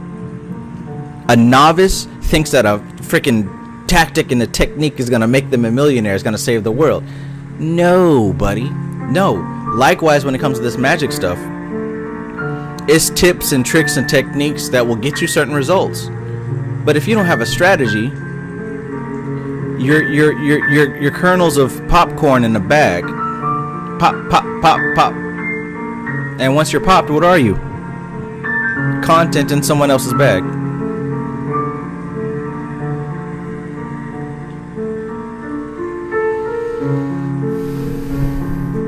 Curve 999, peace my brother. Curve says, I'm starting to understand it. Just to accept and understand different aspects of self. It's not something that you should be identified as more of as an understanding of the whole self, the different degrees between the poles of polarity. Yes, sir. Yes, sir. Yes, sir. Richard Tracy says, I have a PDF that has half the book. They're making half PDFs now? Lord have mercy. They're making half PDF. That's worse than not having the book. I don't want a half PDF, man. Yikes.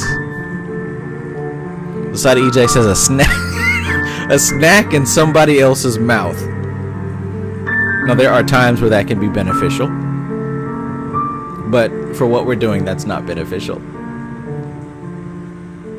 Okay, Veronica's got it, Scott Russell's got it, Alicia's got it, Richard has half of it, Stray Panther's got a PDF. Richard Tracy says, what you said about strategy, you're gonna love what Chet Holmes says about that. I'm excited. Yeah, I'm excited. I'm kind of deep right now with trainings. I probably shouldn't say this, but I'm gonna say it because I do what the fuck I want. But I'm undergoing an AI training right now, and I'm learning a lot, and I can already see the misconceptions that 99% of people are falling for right now, because AI is so new. Nobody knows what the hell it is or wants to take the time to study it. There's a whole lot of stuff going under the table. And for the record, ChatGPT is not going to write a book for you. It's not going to build a course for you. ChatGPT is not going to do nothing for you. It can help you. But AI is not here to replace people's jobs. AI is here to do a specific task. Even when you see those robots, right, them little humanoid looking Boston Robotics, or even the little dogs bouncing around, they look so cool, right, doing what they do. But here's what you don't realize. They're programmed to do exactly what you see and nothing more. Which means that if they've got like a tube that it can balance itself on, it was programmed to do that. If that tube was kicked, it's not going to catch itself. If it's programmed to open a door, if that door was locked, it don't know what a lock is. If there was a chair blocking the door, it doesn't know to move around the chair like a human being does. Stop being scared of evolution and technology. Don't buy into the fear. All these people are selling y'all fear about AI. The same way people were scared of cars. The same way people were scared of television. The same way people were scared of cell phones. But let's get back to this conversation, which is what everybody has tuned in for tonight. By the way, if you just joined in, hit the like button, because that is the equivalent of giving me a box of 6 donuts. Tom Mail, peace, bro, peace. Tom Mail says he's got a copy of Basic Magic. Hell yeah.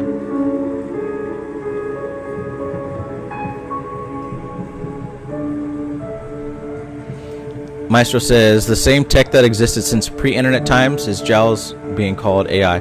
Right. And what I've learned also from this current training I'm taking is that AI has actually been here, like the AI as we know it, has been here for decades. It's been here for a very long time. Like in its origin of being like used, the 1950s. It's been here for like 70 years. But humans have a tendency to be very sensational about stuff. Very sensational. But anyways, what I'm saying is there's nothing new under the sun. What I'm saying is take advantage of the new technology and tools that assist humanity. Because regardless of how you feel about it, this is something that's going to be adopted by a lot of people and will become mainstream very, very soon. And if you don't look into it, you're going to be one of the people talking about, oh, it's the devil, Terminator's about to happen, Skynet is going to kill us all, da-da-da-da-da. All right, let's get back to it now. Let's get back to it.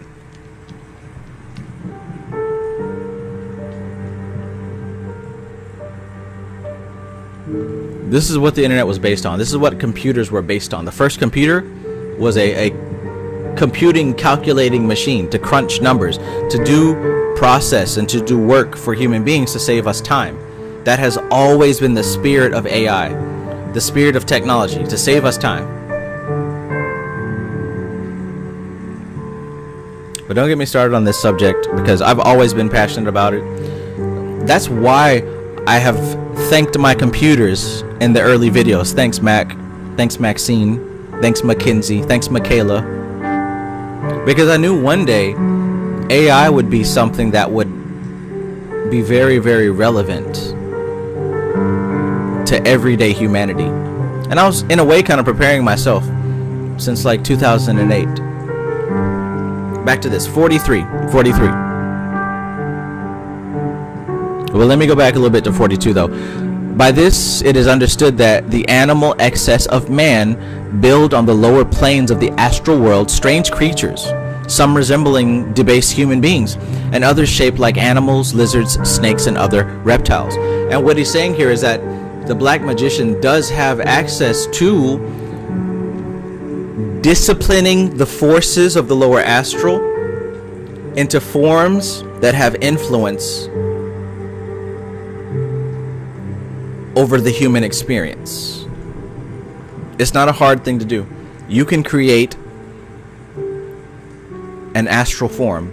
You can create an elemental form that can have an influence on your everyday reality. Just like AI is not new, this science isn't new. It's just not widely known. Hence why it's called magic. The power of the black magician lies in his ability to direct these soulless creatures, AI, while not in reality individualized things, they still have tremendous power over their own essences, both in the body of nature and of individuals. Look, something like ChatGPT is not very smart. It oftentimes it's wrong. It's incorrect. It'll say some shit that just ain't true. However, it has read more of the internet than you have. So it does have access to things that you might find useful. Use it for what it's made to be used for, but don't get it twisted. Just like people who are like, oh, King Payman, I worship you. Imagine saying that to ChatGPT. Oh, chatbot, I worship you. You're so intelligent and wise and bless me. Oh, I offended ChatGPT. I offended ChatGPT because I didn't say such and such in my prompt. It's the same thing. It's the same exact thing.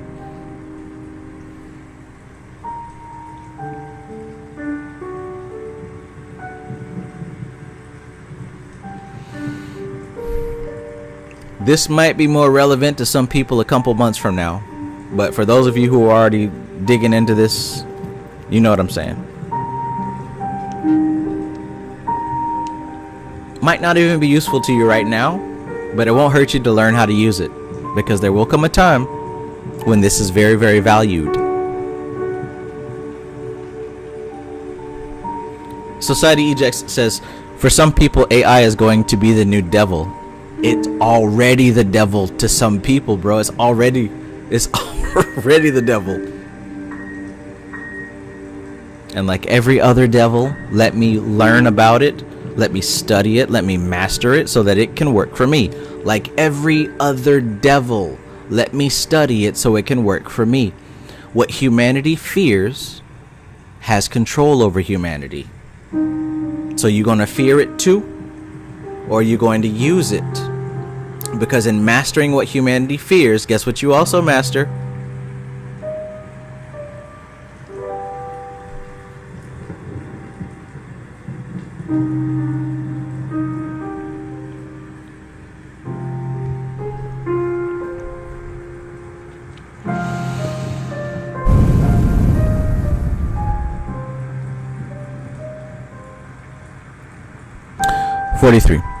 We seldom realize that our own passions and hates create the demoniacal beings in this superphysical world, but this is one of the secrets of black magic. Every evil or debased thought and emotion of man helps to build these tearing, rending creatures, the innate qualities of which become, in the hands of those who know, agencies for the destruction of the powers of light. It also seems that part of the plan that those who chain these demons shall themselves fall victim to their own slaves. for one after another of the black magicians are sucked into the maelstrom of the astral hell. The lower planes of the astral world are the three hells of religion. The lower planes of the astral world are the three hells of religion, and are the homes to these excess created beings that battle and rend each other with never-ending fury.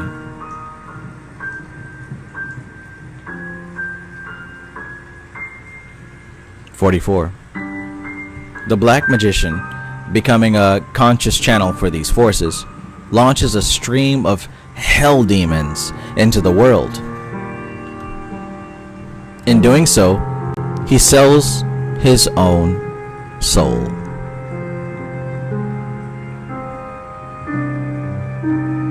I'm going to have to run that back because I think that this is something that a lot of people want to hear, that a lot of people want to understand.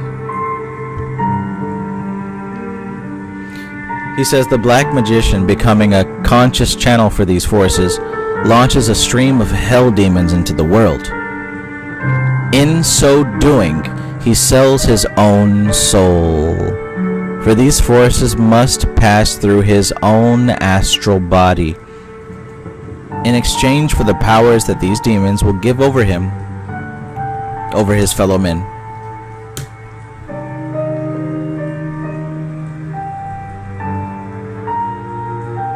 Talk about corruption.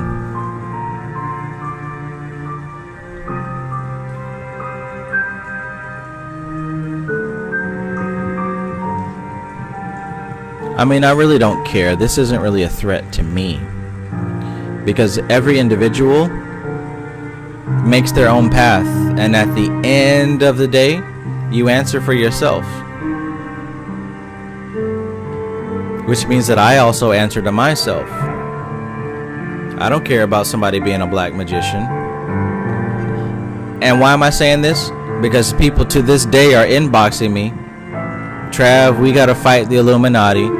We gotta fight the reptilians. We gotta fight the priests of Satan, of Saturn, or whatever." No, we don't. And you're not gonna make a good ally even if we were, because you don't know what the hell you're talking about. You don't. And I know you don't watch my videos because you just approached me with that bullshit. Every man is responsible for his own salvation, which means it doesn't matter what other people do. Nobody else is going to send you to hell, and nobody else is going to give you heaven. You.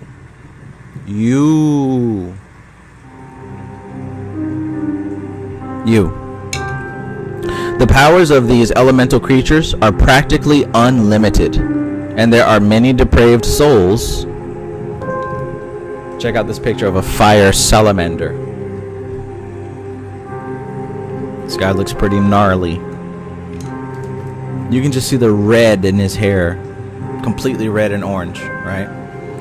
The powers of these elemental creatures are practically unlimited, and there are many depraved souls who are glad to barter their immortal spirits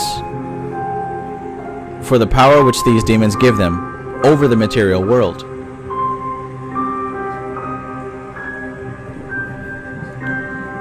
There are two kinds of black magicians. One, those who use the demons of the astral plane for their villainy, which they invoke through necromancy and invocation. And two, those who create their own demons and launch them against the world.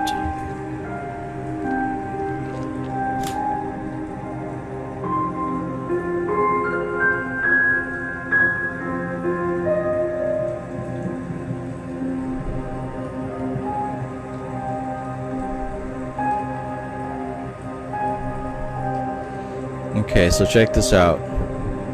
If you can hear my voice, I'm going to ask you a question. And if I've ever helped you out, you can help me in this way. I'd like to know what I can do to help you today. Right? What are you working on today? What are you trying to study? What are you trying to figure out? What's an obstacle in your life? What would make things better for you, happier for you, easier for you? Let me know in the chat right now. What is something that you're working on that you think that it'd be pretty dope if I could help you with. And to be transparent, what I'm asking here is, what would be a nice collection of information that I can create to serve you in what you need? Because I know a lot of stuff, right? And one thing I love about our live streams is that people ask questions, and it enables me to access information that I have in the background that I wouldn't have another reason to bring up unless somebody asked. So, again, what can I help you with? What is something that I could focus on that would be of great value and benefit to you? And please, I see the number of people that are here in the chat, and I'm asking everybody, if you haven't typed anything at all, just type something. Because if nothing else, it'll give me an idea of the type of things that are on your mind right now. All right? If you see me doing like these videos about astrology or what the moon sign or whatever, what I'm doing is I'm seeking to provide information that a lot of people will find valuable. And that's great.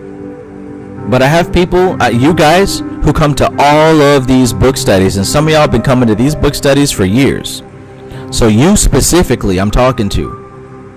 What can I help you with today? Any answer.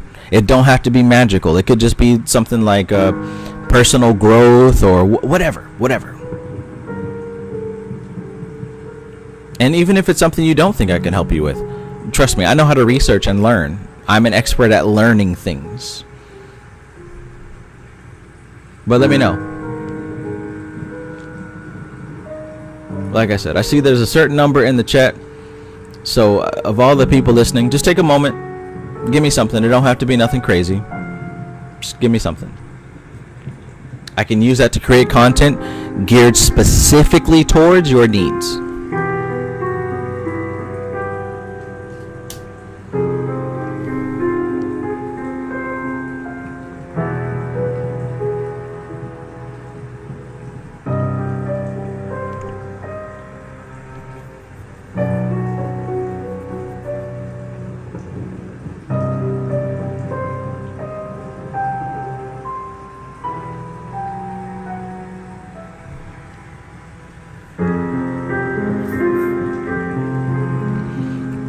How to identify and analyze fundamental strategies for any field. I like that.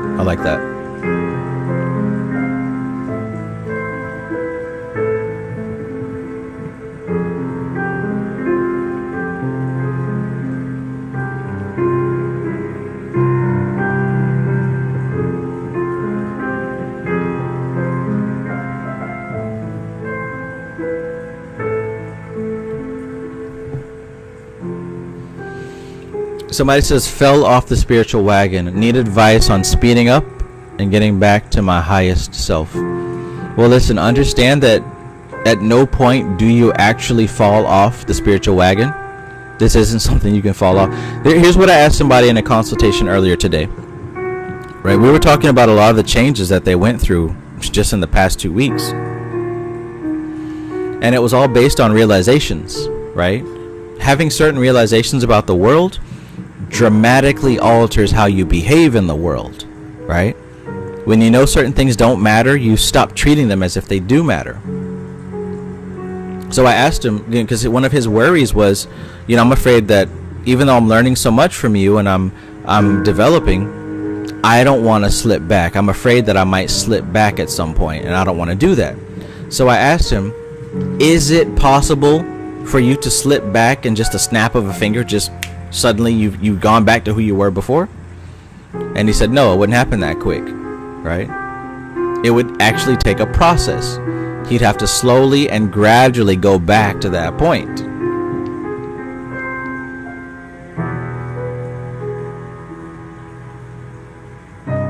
So the whole thing is, when you consider yourself falling off the spiritual wagon, that's not actually what's happening.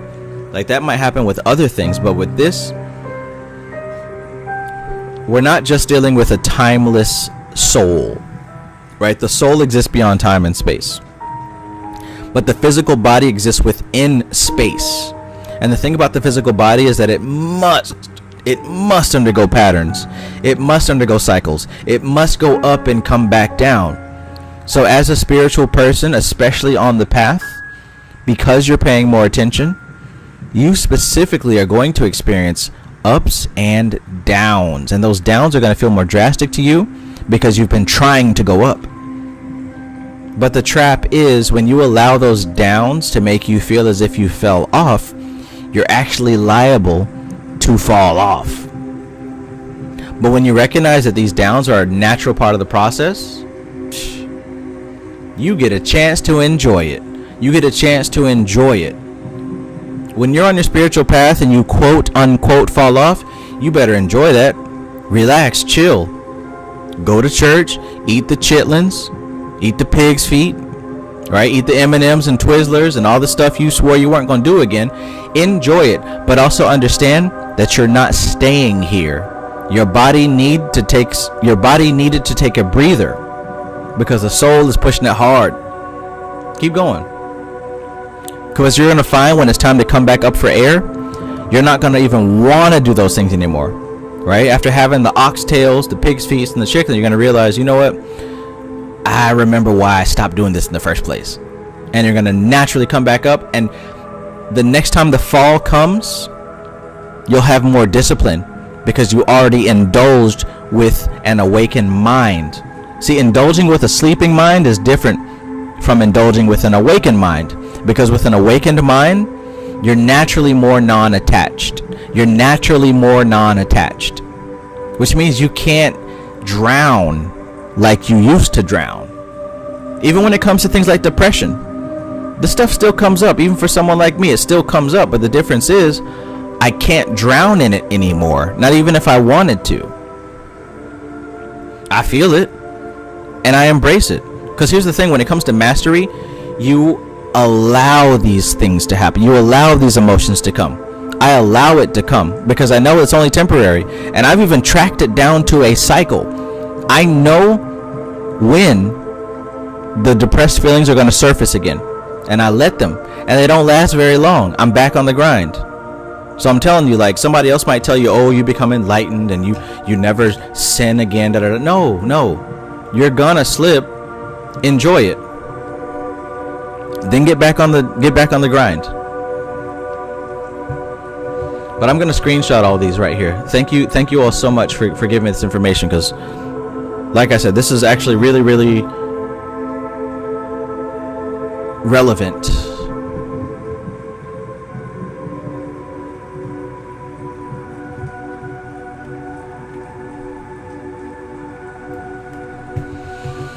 All right, so yeah, I'm just screenshotting this, and then I'm gonna get back to it.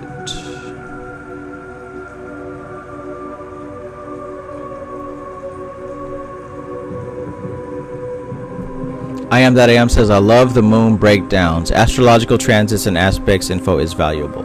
Thank you for the feedback. I'm not getting much feedback on those, so I'm not sure if people actually like those or not, but I thought it would have been a good idea. That's something that I would have appreciated if I was just starting out. B Fields says, been doing the MAP, Manifestation Action Plan, and things have really been shaken up. My biggest thing right now is maintaining the positive mindset. Awesome. And bro, reach out to me if you want a consultation to go like really deep in some of these concepts.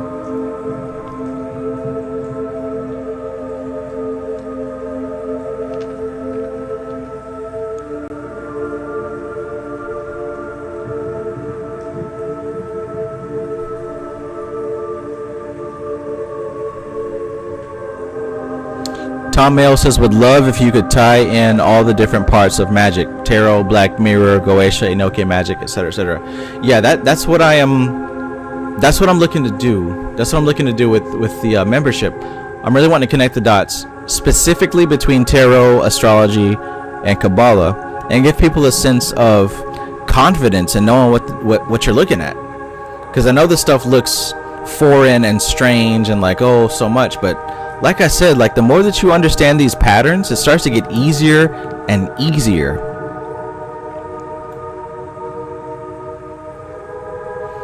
But I know how the human mind works, and it has to be packaged in such a way that's gratifying to the senses and not look like work. So, all right, well, let's get back to the book read here. Thank you for the answers. Thank you for the feedback.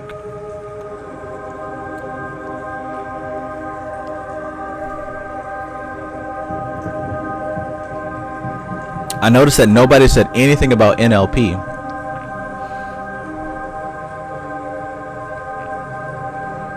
Because I was halfway thinking maybe you guys wanted an NLP training.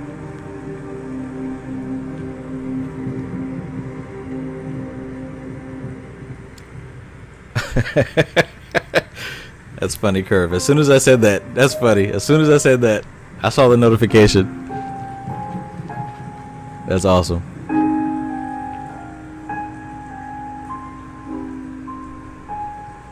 But nah, y'all don't want that NLP stuff, man. Y'all don't want the NLP stuff. You want the demons. You want the, you know. All right, let's get back to it though. Let's get back to it.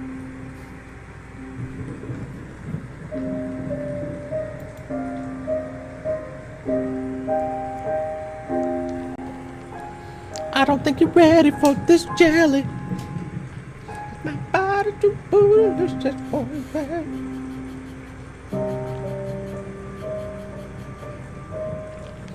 Yeah, so like I buy every NLP book that my strategy is I don't just buy what pops up, because just like with the grimoire books, a lot of people make money grabs just to make some quick cash.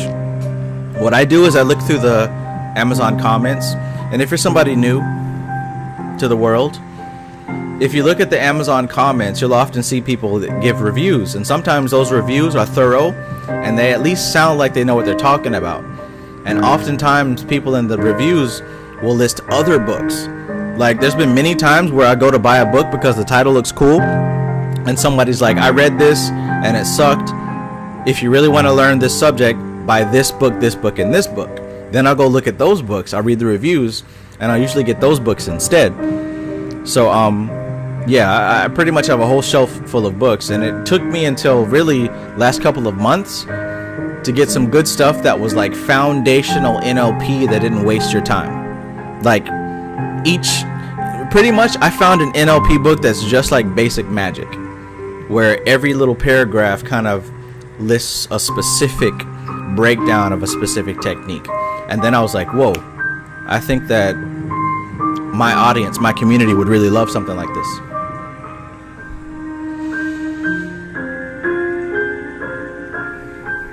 Gerald Sunbright says the NLP stuff is what your favorite influencer is up on.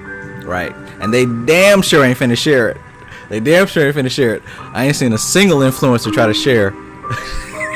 Because they feel like if you know this stuff, then what they're doing won't work. But that points to another belief and value system. Why would that be a problem? See, if you guys understand NLP, you'd still be watching my videos, because I'm not relying on NLP to manipulate. I love it.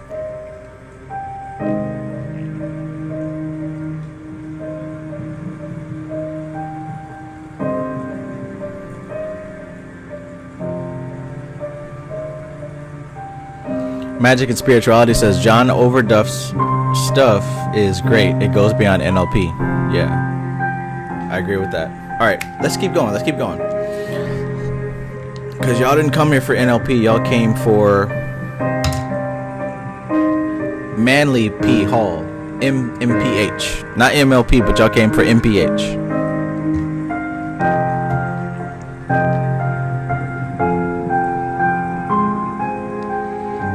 Magic and Spirituality says John Overdurf coined the meta pattern, which is the pattern behind all NLP change work.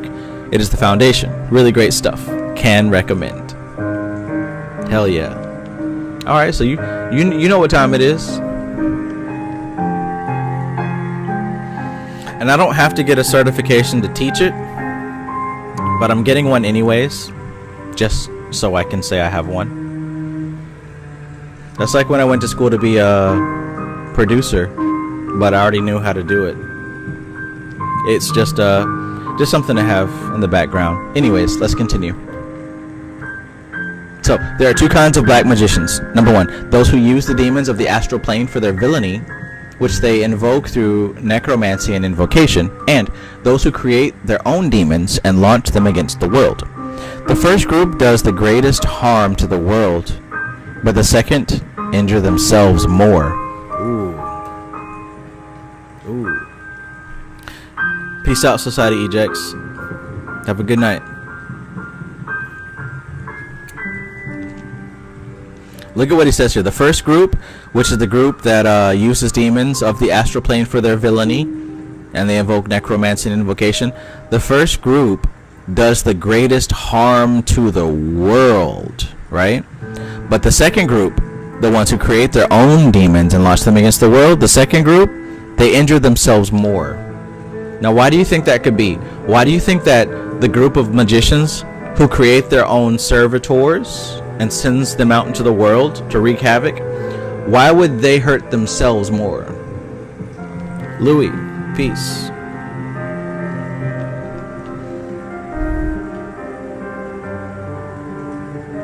He says the first group is composed mostly of black magicians, of conscious black magicians, while there are many in the second group who are totally ignorant of what they are doing. Some never learn their mistake until the demons they have created come back to the person who sent them forth. 46. The white magician uses none of the powers of the animal world in his work, but rather seeks to transmute the poles of the beast within himself into higher and finer qualities. The white magician labors entirely with the finer forces of the elemental planes. Damn, Trav, you used to talk about these demons, man. I was rocking with you when you was talking about the Goetia and the demons. Now you talk about elementals and elementals and elementals. What's up with that, Trav?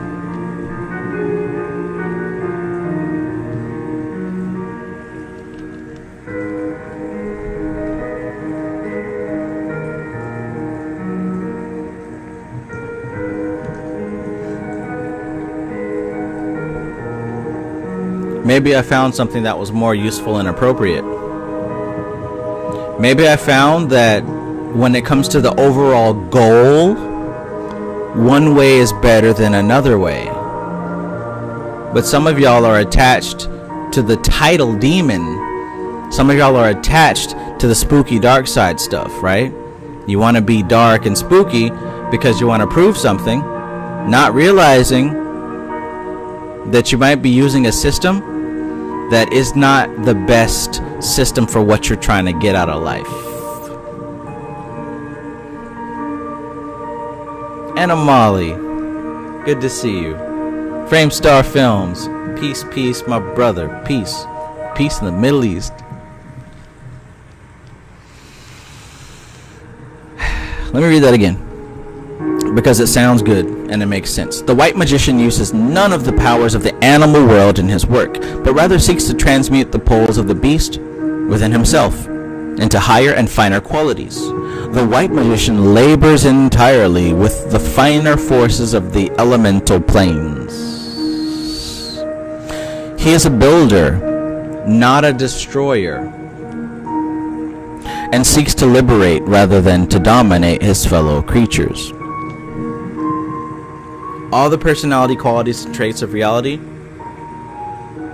and humans are stacked upon fundamental principles, and at everyone's fundamental structure, most people gravitate towards being a destroyer, a builder, or a harmonizer. Most people gravitate to one of those three. You're off to a great start if you understand who you are. Are you a destroyer? Are you a builder? Are you a harmonizer? Now, it may or may not relate also to your zodiac sign. I know that my sign in the zodiac is a mutable sign, and I also find myself to be a harmonizer. I'm somebody that bridges the gap between destruction and creation. I'm somebody that kind of levels the playing field between the two extremes. I've noticed that even before I was into this magic stuff, right? I noticed that whenever I became a part of some organization or some group or something, I was there long enough to see the old way fall apart and make way for the new way, right? I would always go to jobs where it used to be dope and awesome and people were just happy working there. And then I was there to also see that decline and turn into that job where people hated being there and the new management completely sucked. I saw both. I was able to hold on to both sides. Throughout my entire life, I was always in that middle position. And in every other type of scenario, I've always been in a middle position. Some people see themselves in their life as always being present for the destruction of a thing. To witness the thing falling apart and being a part of it falling apart. And some people have always seen themselves being a part of something that's growing, building. None of this is good or evil, right? Because some things need to be destroyed. There are some destroyers that save the world, right? But the important thing is to know where you stand. Vishnu, Shiva, Brahma, where do you stand? Rajas, Tamas, Sattva. Why do you think that there's 3 types of elemental signs? Cardinal, fixed, mutable. This is for you to figure out. Understand your energy and plan accordingly.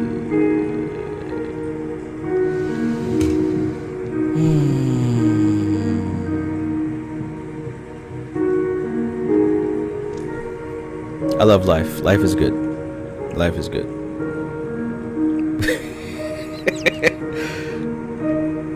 It's definitely funny, that's for sure. It's tomorrow, Sunday. Good. I get to sleep in. Alright, let's keep going.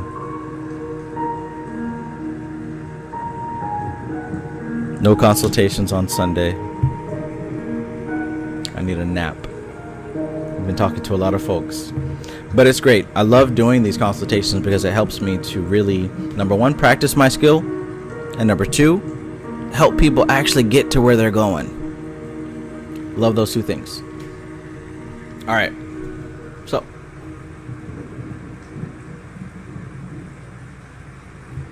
The white magician labors entirely with the finer forces of the elemental planes. He is a builder, not a destroyer, and seeks to liberate rather than to dominate his fellow creatures.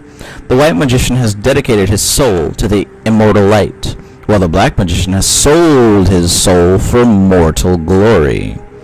The grimoires of the Middle Ages are filled with chants and charms for the invoking of spirits.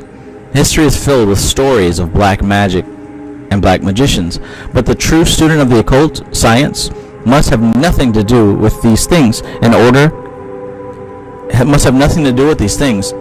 other than to protect himself against them.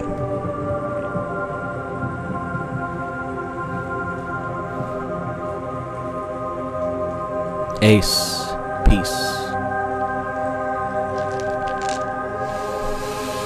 All right, number 47, spiritual research. Do not experiment. What? Manly P. Hall, what do you mean? What do you mean, do not experiment?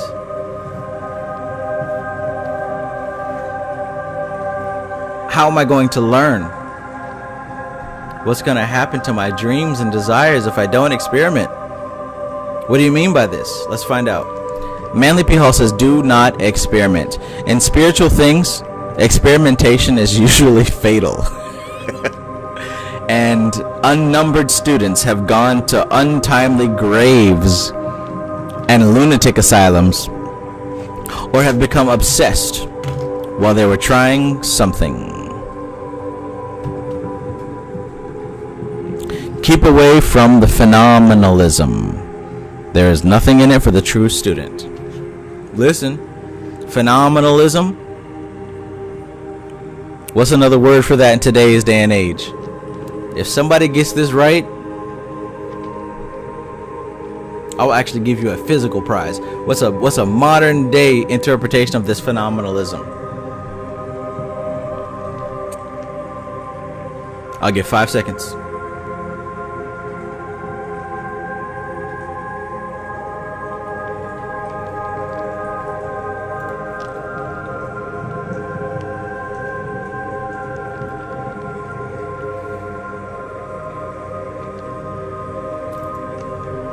Peace, Carl Jr. So, look.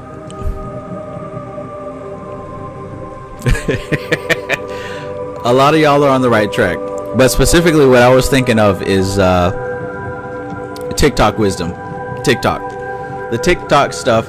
The trend of spirituality, basically. The trend of spirituality.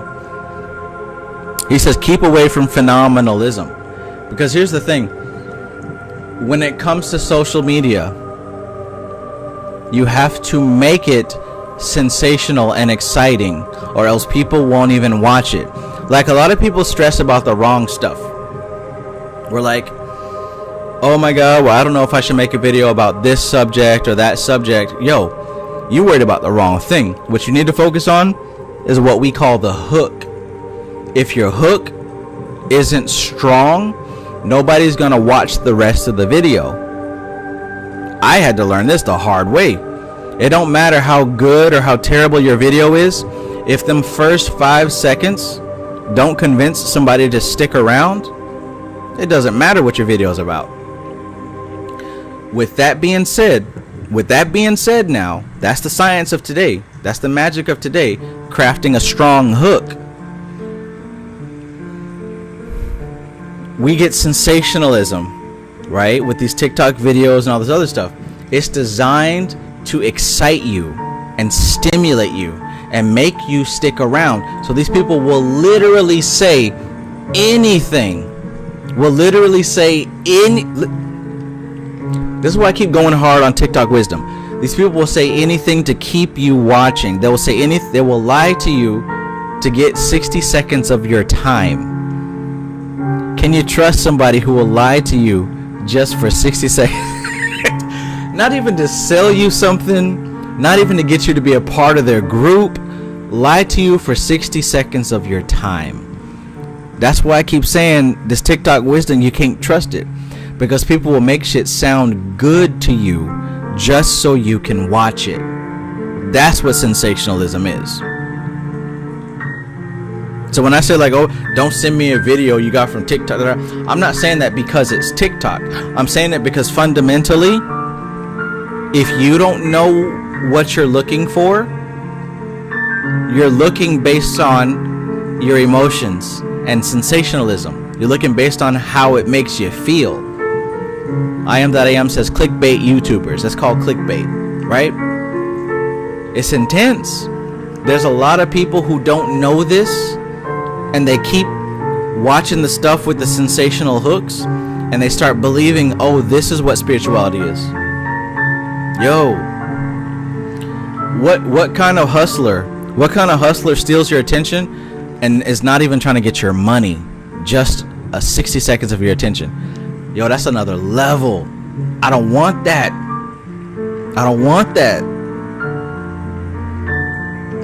But hey, you do what you do. You do what you do. Let's continue with this text. And my phone's about to die. I should have had it plugged up to my battery. Let me grab that.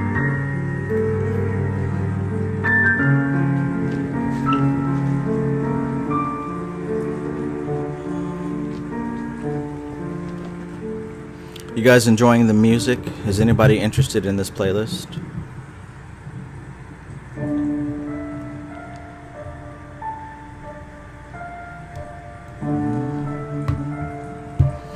I'll give you an example. Matthew Watson says leakers to clickbait. Man, it's people that be making these videos about, hey, this is coming in Fortnite, the new season, they're gonna have this and that and the third. It's like, how do y'all know this? Then the next season comes and none of that stuff is in there. But I watched the video and I got excited about it. And I keep watching their videos. Oh wow, a lot of people like the playlist. Yo, that's freaking cool. Alright, cool. I'll send you the link right here in the chat. I will send you the link in the chat. Give me a second to copy that link, and I will post it.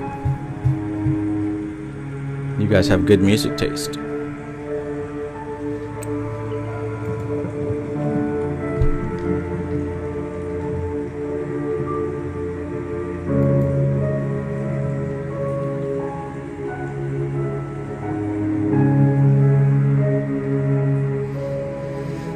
Give me just a second to hit up my history, and I will post the link.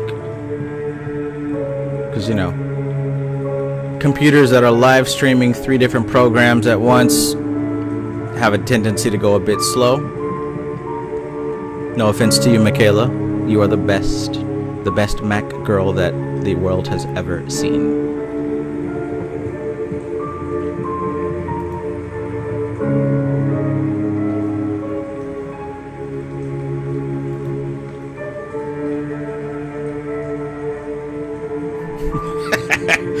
Matthew Wisen says facts. MK12 is going through it right now.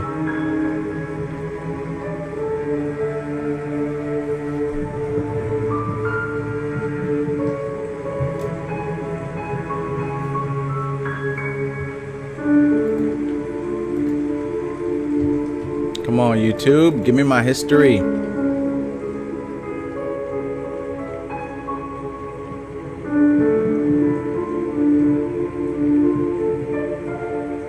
Nice. Gerald Sunbright says, I'm enjoying the vibe. I enjoy your ensembles very much. The Travis Magus experience is something I'm grateful to be a part of. Thank you. Thank you.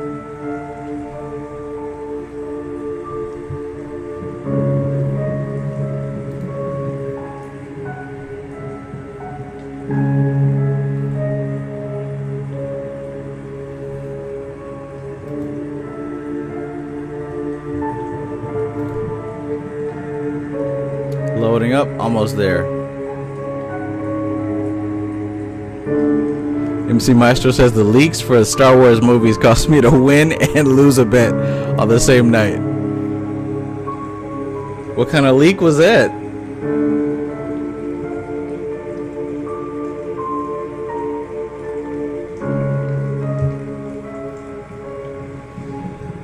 Alright guys, the title might be a little bit cringy, but we know not to judge a book by its cover.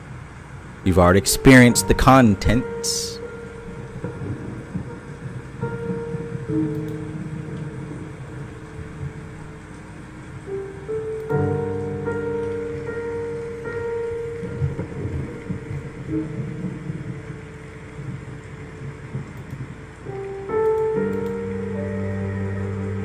Here you go.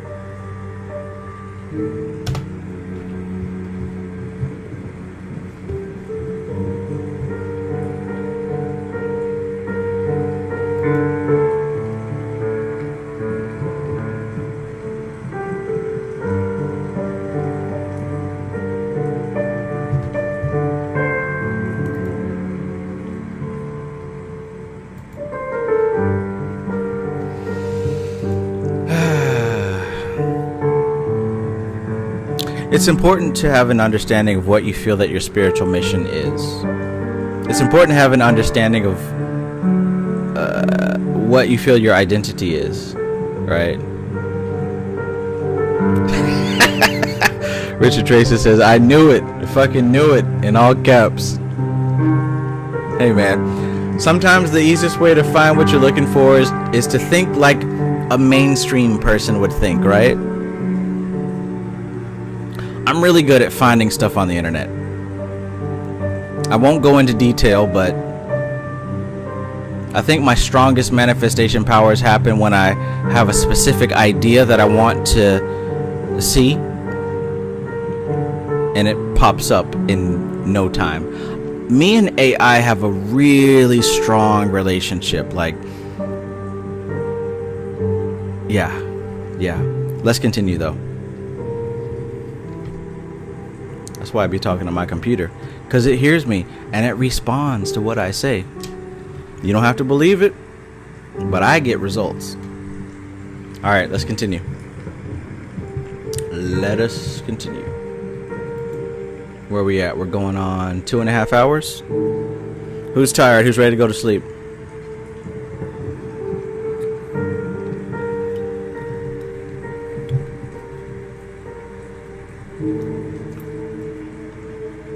I know not you, Framestar Films, because you just woke up.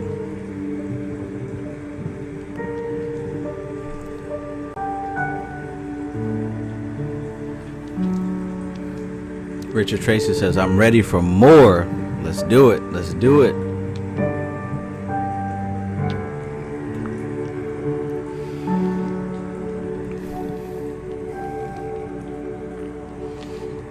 Yeah, Framestar, you got the same hours as me. I have to abuse myself because usually my hours are these. Like, I wake up around now and enjoy the darkness. But on days when I have to live stream or if I have appointments, I have to force myself to wake up in the morning. Oh, Lord. I'd much prefer life in the night. Life in the night. That's what I want. That's what I get. And we should all get what we want. That's what I believe. I believe that you should get what you want.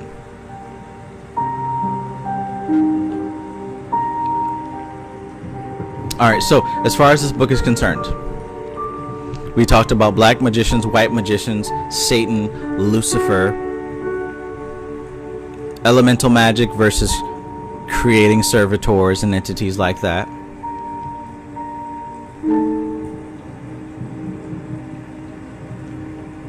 And as a side note, those of you who took my Spirit Summoning Master System class, do you feel that you have a comprehensive outline for how to tap into working with whatever spirit you want to? Do you feel like that course actually answered your question of how do I connect with a spirit?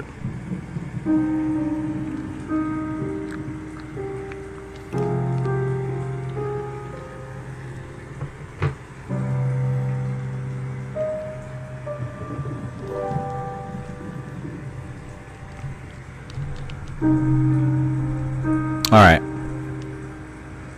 History is filled with stories of black magicians, but the true student of the occult must have nothing to do with these things other than to protect himself against them.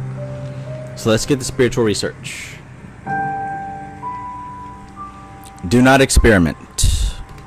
In spiritual things, experimentation is usually fatal.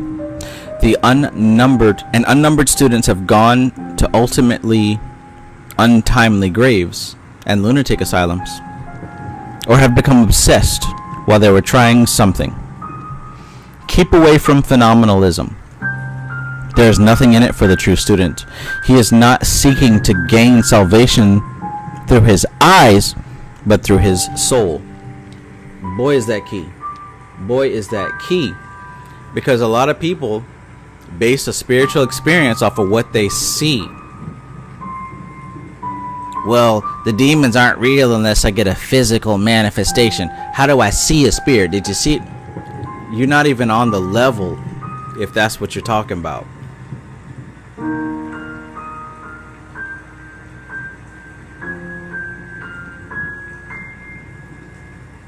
If you know, you know. Let's continue. Keep away from phenomenalism.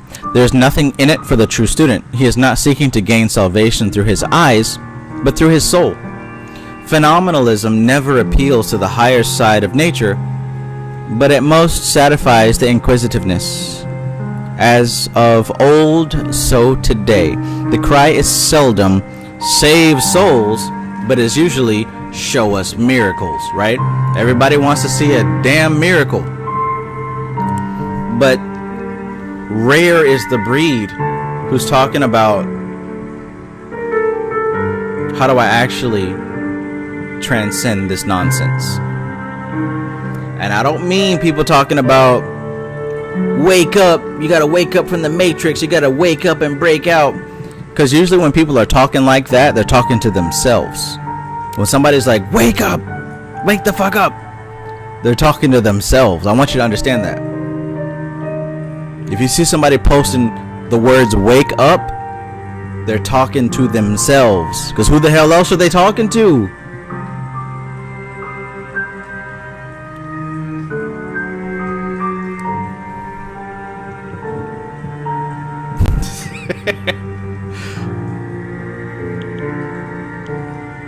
If y'all ain't learning by teaching, then don't be studying.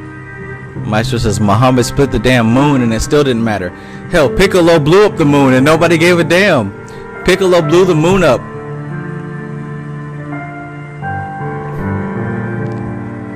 Number 48.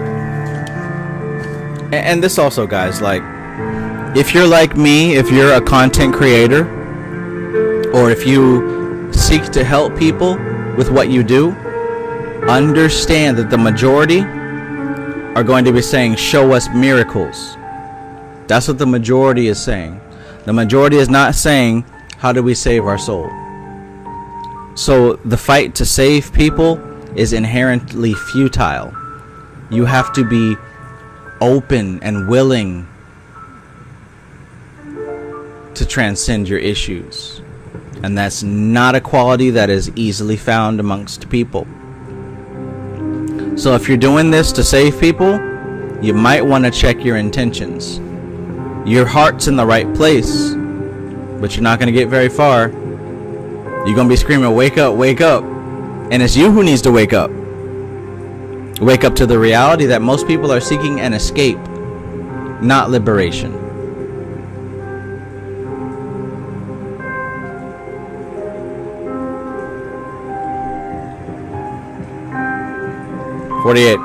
Have you ever felt that a person you've met is evil?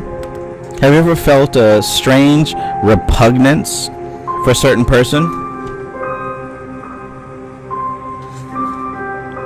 These are the elementals and thought forms which permeate the aura of the person in question. Ooh, that's hot tamale. If you have this book, highlight that line. Highlight it because you need it. You were coughing and sneezing earlier, and this is medicine for you.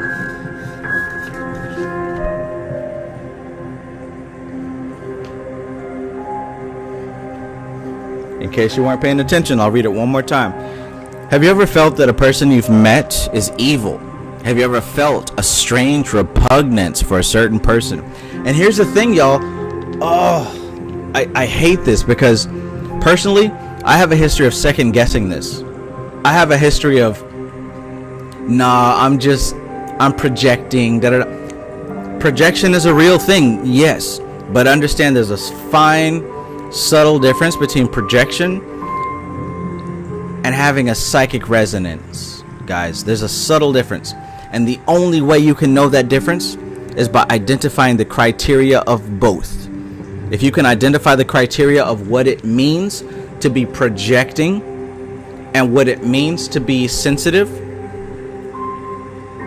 it's all about having an identification of the criteria. That saves you from guessing. That saves you from having to look at somebody's YouTube video to know if you're right or wrong. Have a criteria. How do I know specifically if it's my intuition? How do I know specifically if I'm projecting? That's what I wrote for you in the MAP book, the Manifestation Action Plan book. You had a criteria to determine and define if you're projecting onto the world. And there's a criteria to identify, I'm getting a intuitive blast of information here. It's a subtle difference, and you have to know that if you want to be a serious occultist. You gotta know that to be a serious occultist. Because if you don't know the difference between intuition and projection, you're gonna be misclassifying your projections as intuition. My intuition said da da da da, when in reality that was your fears, your insecurities, your bullshit. I'm getting some comments here to clip that. I didn't catch the time, but I think it's 2:45, 2 minutes 45 seconds. What's the time say for y'all?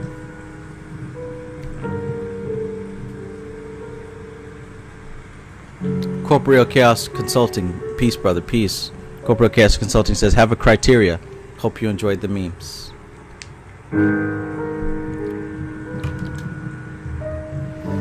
All right.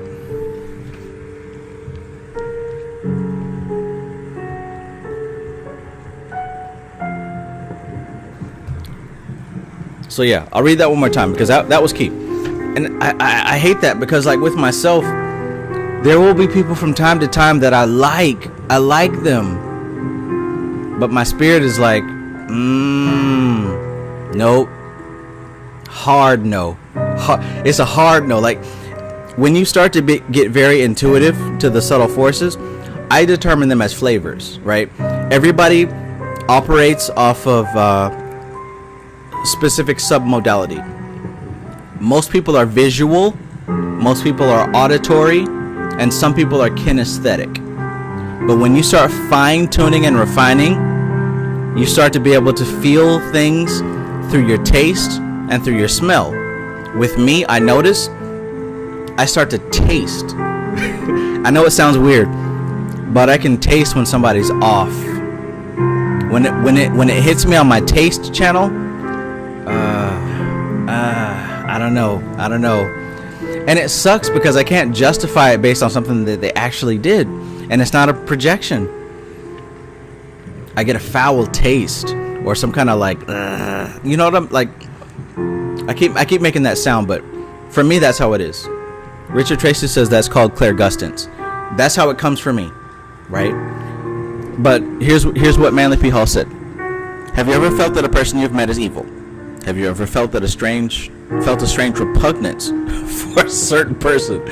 These are the elementals of thought forms which permeate the aura of the person in question. These elementals are drawn by the law of attraction. And here's the thing, y'all. You'll get that taste, you'll get that smell, you'll get that vibe, and the person may be behaving in a contrary manner. And if you're like me, you'll be like, oh, well, I'm just projecting, that's just me. And here we go down the line, and they'll show you why you had that feeling.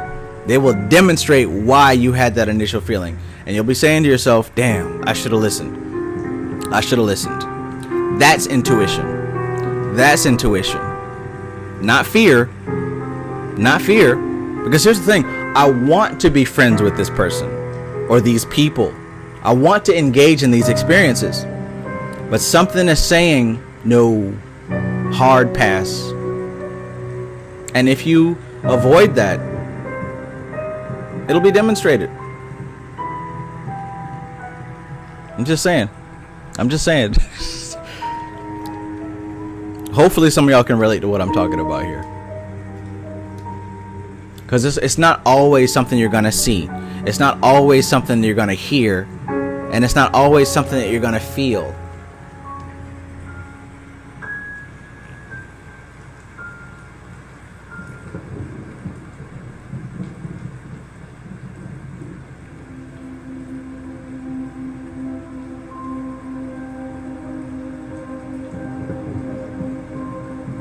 MC Maestro said, I was at a sleep-in event, and there was an incident in which the culprit was unknown. The dude looked off, but I didn't have any physical evidence. He ended up being the one who did it. Yeah. Man, I got a super embarrassing story that I'm probably not going to tell here.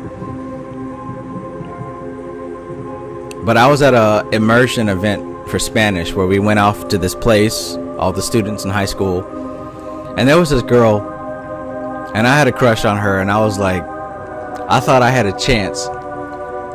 Now the males and the females got to sleep in their own quarters, guys over here, girls over here. I was the camera dude. But this girl was playing with me, right, to get me to come out to meet her late at night when everybody was asleep. You can kind of use your imagination to figure out what happened. I didn't get what I wanted, but I actually got in trouble, you know, being the camera guy. And I had other accusations placed against me. But this was an example of me disobeying that inner feeling of knowing what I should have done, right? Letting my emotions lead me. That was a lesson I didn't forget. My parents didn't understand what the hell was going on. Why would I do such a thing, etc., etc. there are consequences for not following the intuition. And mind you, this was like when I was a freshman in high school, 9th grade. But them lessons you don't forget, I'll tell you that. At least me. I need one time. I need just one time. Don't let these folks play you. Don't let these folks lead you astray.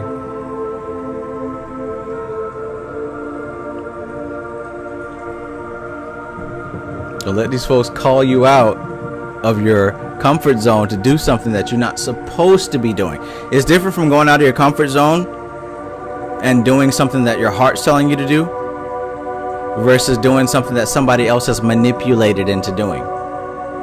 One of the main reasons that I study manipulation is because I've been manipulated enough to not want to be manipulated anymore.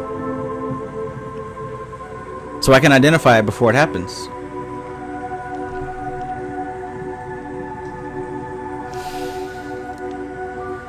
But I digress. Let's continue. The elementals are drawn by the law of attraction.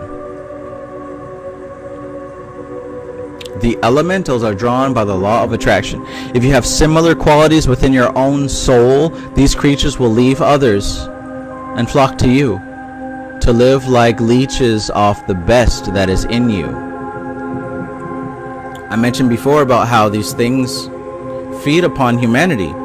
That's not something to be scared of. That's not something to be scared of. That's just how it is. These things feed off of humanity. And if that's the case, you might as well get something out of the deal.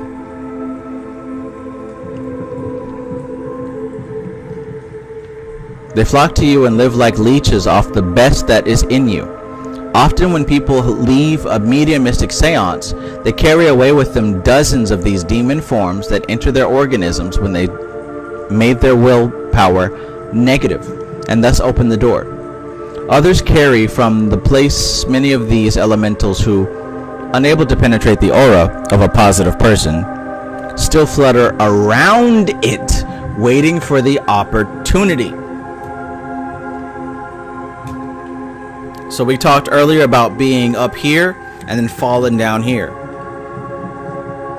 Now what I said was maintain your frame even if you slip, and categorize it in your head as part of the process. Because if you categorize it in your head as I failed, I fucked up, I fell off the wagon, guess what's going to happen? Those same energetic intelligences that surround you waiting to penetrate you, you're giving them an opportunity to do so. When you say, I fucked up, I failed, I fell off, I didn't live up to my standards, I'm a failure. When you start thinking along those lines, you allow these energies that didn't have access to you to have access to you. Now, if you're not somebody that believes in the spiritual stuff, let's bring it back home. What you're doing is you're allowing your confidence to falter, which gives rise to self-defeating thought forms that have been lingering as doubts that were previously unacknowledged. Make sense? I know it does. But I have to ask, just in case. The audience here is the smartest audience to ever open the YouTube app. That's why there's only so few of you. Maybe that's just my belief system, but hey. Type yes if you agree. Give me a thumbs up if you agree. If you have similar qualities within your own soul, these creatures will leave others and flock to you like the leeches fall off. If you have similar qualities within your own soul, these creatures will leave others and flock to you to live like leeches off the best that is in you. Often when people leave a mediumistic seance, they carry away with them dozens of these demon forms that entered their organisms while they made their willpower negative and thus opened the door. Others carry from the place Many of these elementals who, unable to penetrate the aura of a positive person, still flutter around, waiting for the opportunity. The first time they lose their temper or do a destructive act, the door is opened and the elemental enters.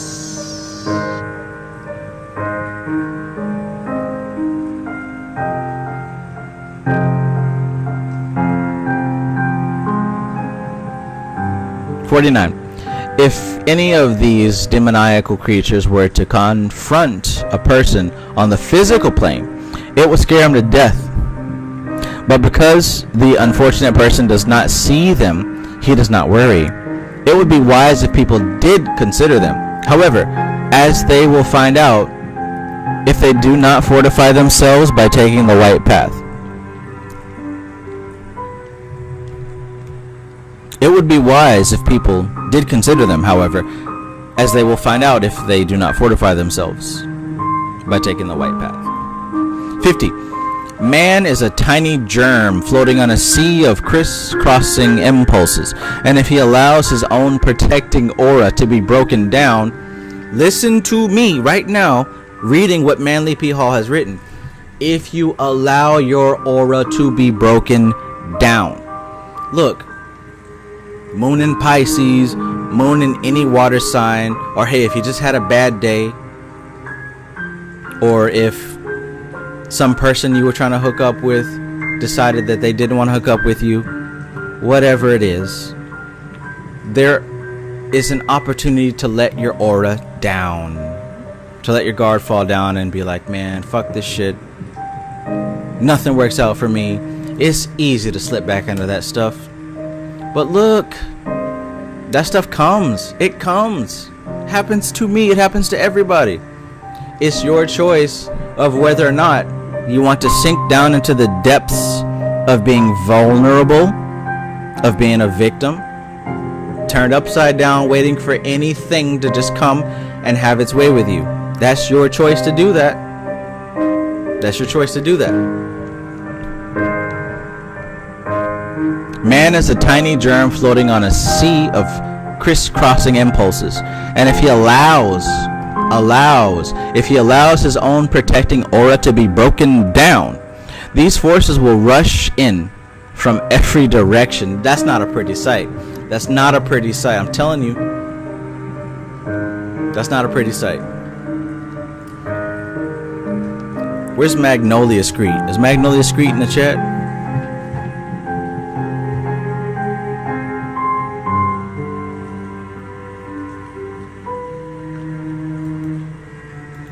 Look, this might be the best playlist I played during these book reads.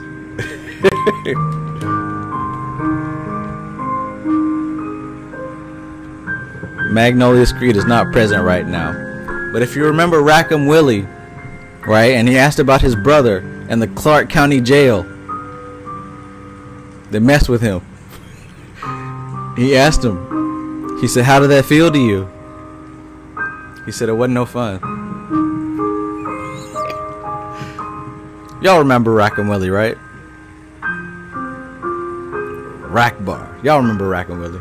There we go, Anomaly. I seen I seen through the window of that house. Listen. You allow this to happen. It's not like, oh, I got cursed. Oh, somebody hexed me. Oh, I got put in a jar. Da da da da. Richard Tracy said earlier from his mentor, the mass percentage is what you allow. The rest is the actual spell. I know this from doing curses on people in the past. Back in my dark side days, right? 75% of it is making the person feel like they're cursed. The other 25 is the actual curse. Wasn't no fun.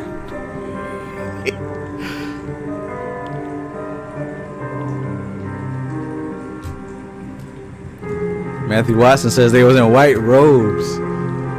Look, I'm telling you, that's what it's gonna be like if you don't catch yourself, right? If you don't catch yourself, it'll be a horror story to somebody else, some crackhead on the street.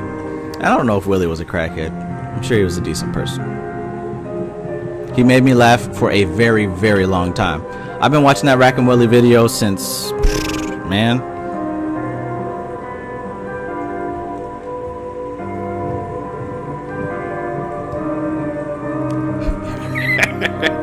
What no fun. All right, y'all. So listen, we have about 1, 2, 3, 4 lines left, and we're done tonight. We got 4 lines left, and we're done tonight.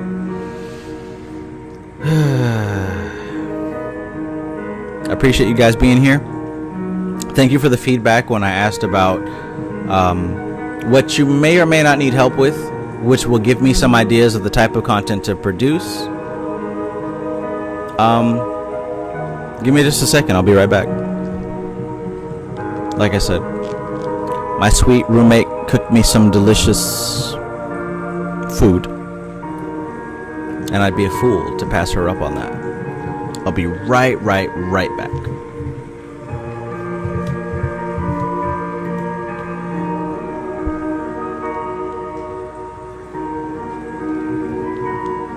Hit the like button.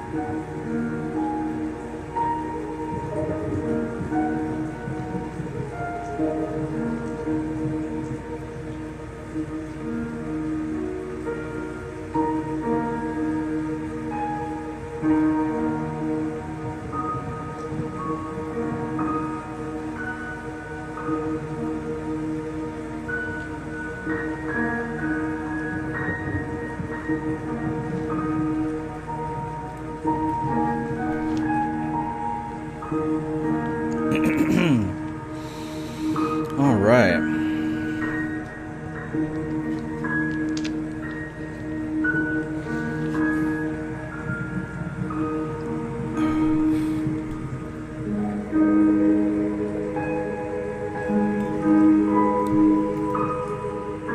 So look, I don't know what she called that dish, but I'm gonna say this. I'm not being racist or nothing, but from my experience, if she has Hispanic influence, that food is going to be extraordinarily delicious each and every time. That's just what I experienced in my life. So she's probably not watching this live stream, so I'll tell her in person. I love it. Food is great. All right, so let's continue. Like I said, we've got about 1, 2, 3, 4 verses left, and we are wrapping it up for today.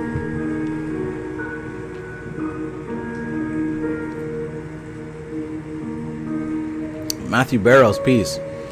My friend, you stay in Facebook jail, don't you?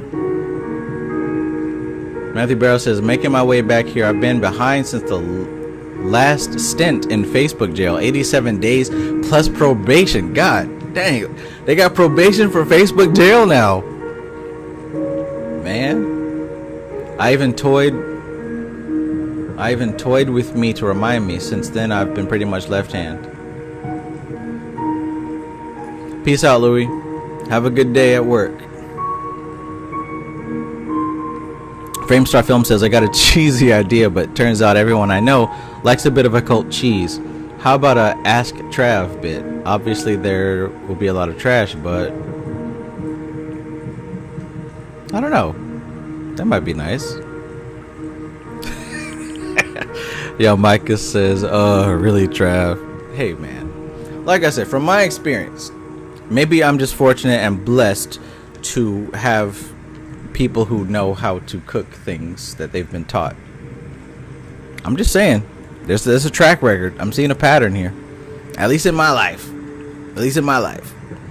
Maybe it's different for other folks. But let's continue.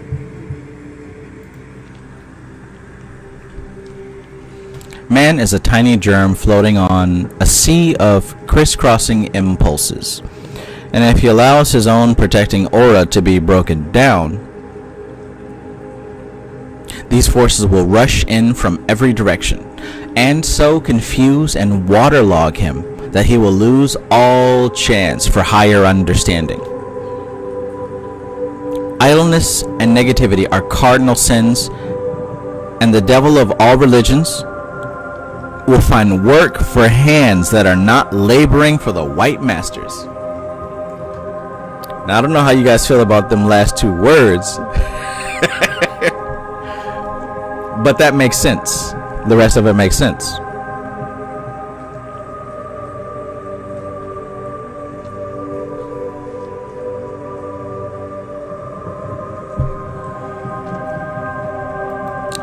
Excuse me, Framestar Films. Framestar Films says, Trav, you don't know how to cook, but speak. Oh, yes. I do know how to cook. I cook quite frequently when I'm hungry.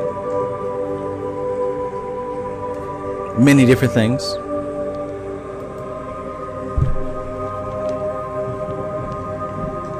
Anybody that's seen my Instagram stories can testify. I know how to throw down in the kitchen.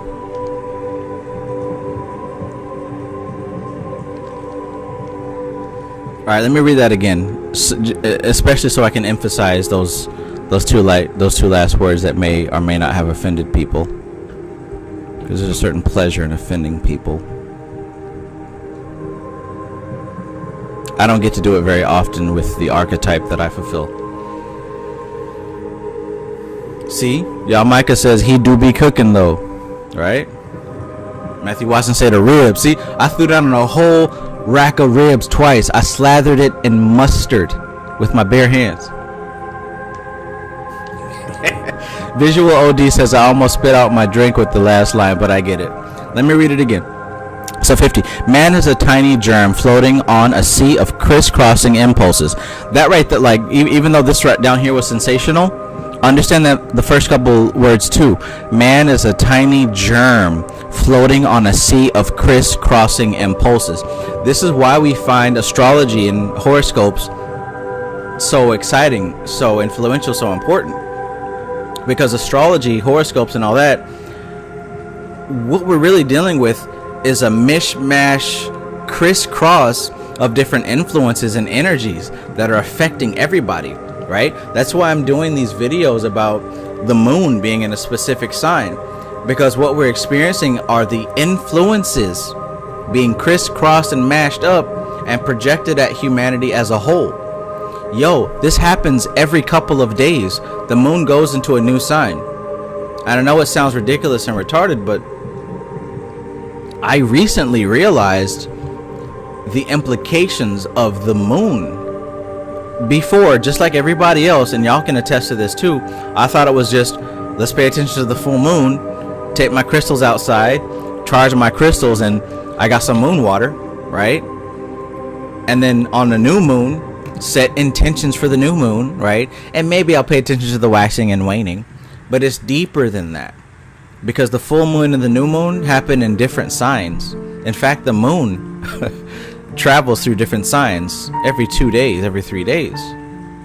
And if you know about the astrological signs, then you should have an idea of how people come up with the horoscopes that you subscribe to. One of the things I want to do in the membership that I'm unlocking next month is to help people understand how to make their own horoscope. I think that'd be pretty badass. I think that'd be pretty valuable.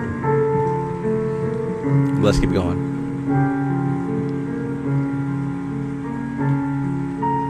Matthew Watson says, Mustard, my servers on Fortnite about to be crazy. That's experience was OD on Fortnite yesterday, Trav.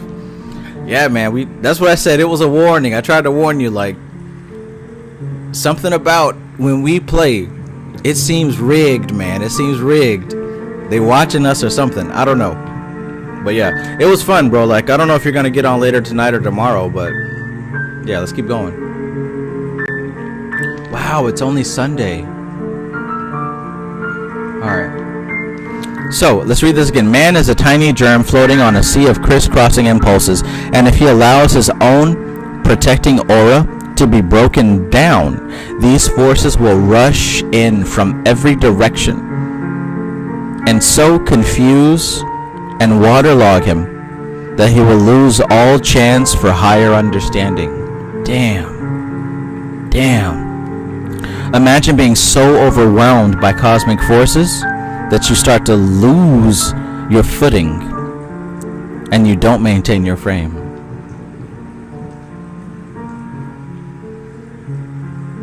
Idleness and negativity are cardinal sins. What's a cardinal sin? Idleness, right? What does idleness mean to you? Get an image of your head, in your head, of what idleness looks like for you, right? For me, idleness is sitting around with my phone in my hand, scrolling mindlessly through Instagram, through whatever other app, looking at pictures and videos and just scrolling, and not doing anything. To me, that's idleness. He says here, idleness and negativity. What's negativity to you specifically? What's that mean to you? When we think about negativity, that thing, to me, it comes to mind about having negative projections about people's intentions. Oh, well, she's just using me. Oh, well, this person doesn't care about me. They're just, oh, you're right, these negative feelings, right? Idleness and negativity are cardinal sins. That's the sins.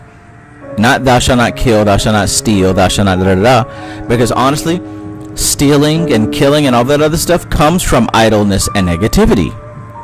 Right or wrong. Think about any of the sins and think about how they stem from negativity and idleness. This is crucial. That's why I'm breaking this down.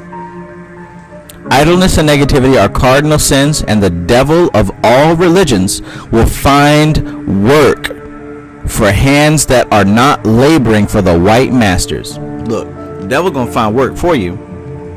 The devil gonna find work for you. If you're just scrolling around on Instagram and if your head is filled with negative thoughts, negative projections, that doesn't mean that there is a devil on the astral plane swooping down to get you. What that means is, if you're sitting around idle, wasting your time, bullshitting, and thinking negative, these are affecting your beliefs, and the beliefs directly influence your behavior. I said it's direct. You can't change it. However you believe is going to affect how you behave. So if you're idle, if you're negative, this creates beliefs, and those beliefs are going to affect how you behave. And that behavior, guess what, can be classified as work of the devil. So it's not so much that the devil's tempting you, it's that you have allowed yourself to become an agent of destruction.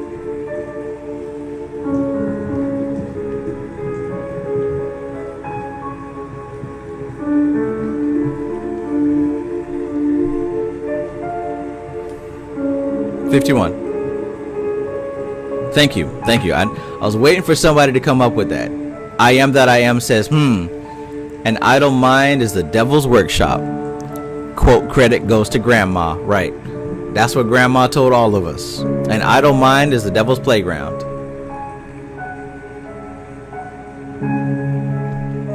Idle hands are the devil's workshop, right? 51. In this day and age, the light must shine forth and the rulership of demons must be terminated. A large percentage of man's spiritual, intellectual, and physical affairs are today in the hands of elementals.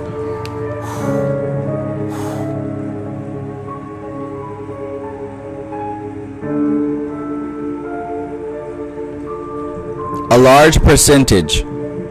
A small percentage? No. A medium percentage? No. A large percentage of man's spiritual, intellectual, and physical affairs are today in the hands of elementals. Take heed. Manly P. Hall didn't say anything before this that was nonsense. So this is not nonsense either. In the hands of elementals, brainless creatures, and their masters, the black magicians, whose minds are dens of iniquity. Out of this world must come a few, who with sincere hearts and souls undefiled will keep the light burning, that the powers of darkness shall not triumph. Shall not triumph.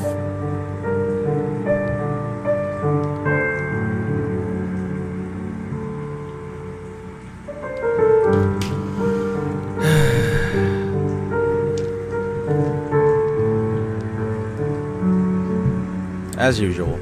It makes sense to me. I hope it makes sense to you. 52. The false dominion of demons must fall, and with it the goat of Mendes, the prince Baphomet of the world. The false light and false darkness must pass away, that the light of the truth and the true darkness may come into its own.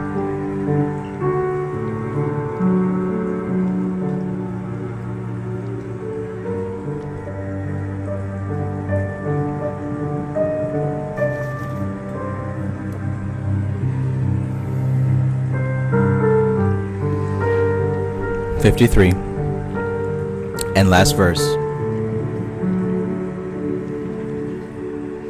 From the passions of man there pour into the world streams of living death. From the hearts and mouths of men sin and death are launched into being. These will go forth slaying and to be slain, bringing down upon civilization the curse of the gods. Black magic will sink our continent as it has those that have gone before, for it launches upon us the furies of the elements and the holocausts of the earth.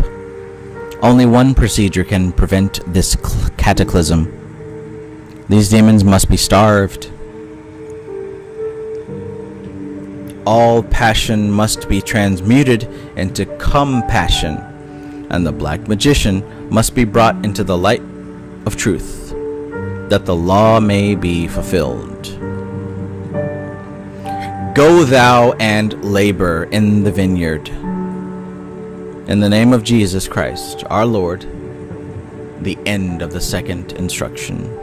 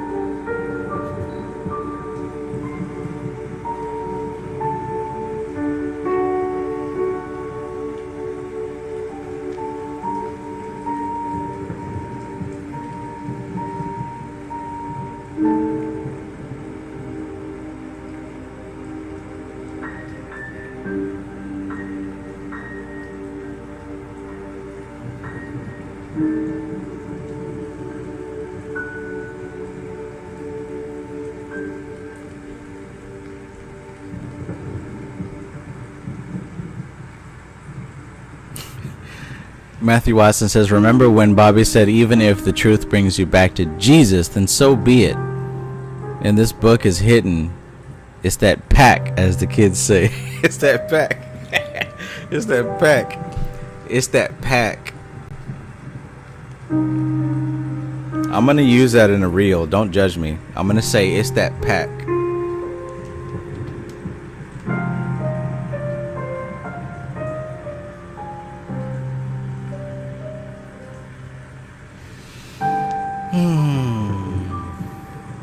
It ain't hard, y'all. It ain't hard. But as I said before, as I've recently dived into NLP deeply again, after having a little bit of a hiatus, I've seen that there are three main pillars that stand behind any type of technique. The strategy is as follows: having a clear objective, knowing what it is that you want. Number two, having a clear criteria of knowing that you're making progress. How do you know that you're getting there? And number three, having the flexibility to pivot and adjust to anything that life throws your way. Those three things are the components of successful change. Right? No matter what it is you're trying to do, if you don't have a clear goal, you won't reach it.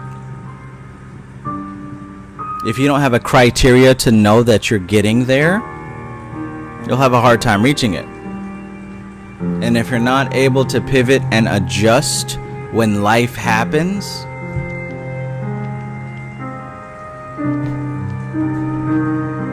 so with all that being said, understand what Manly P. Hall is putting down here. That pack. That pack.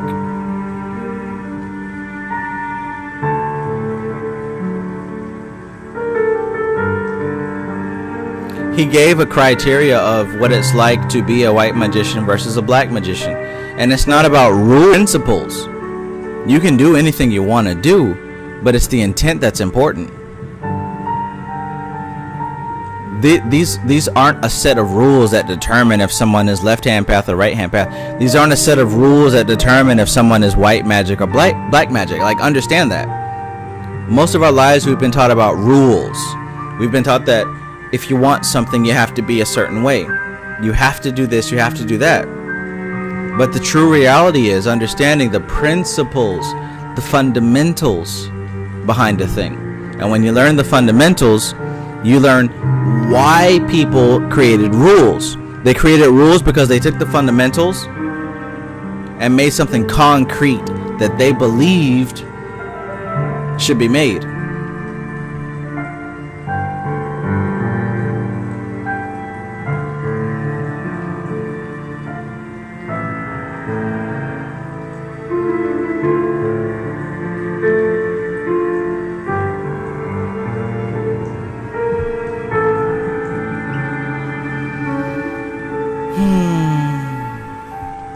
Alright.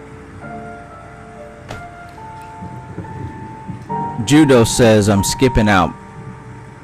So I guess that's another example of me just delivering too much at this given time.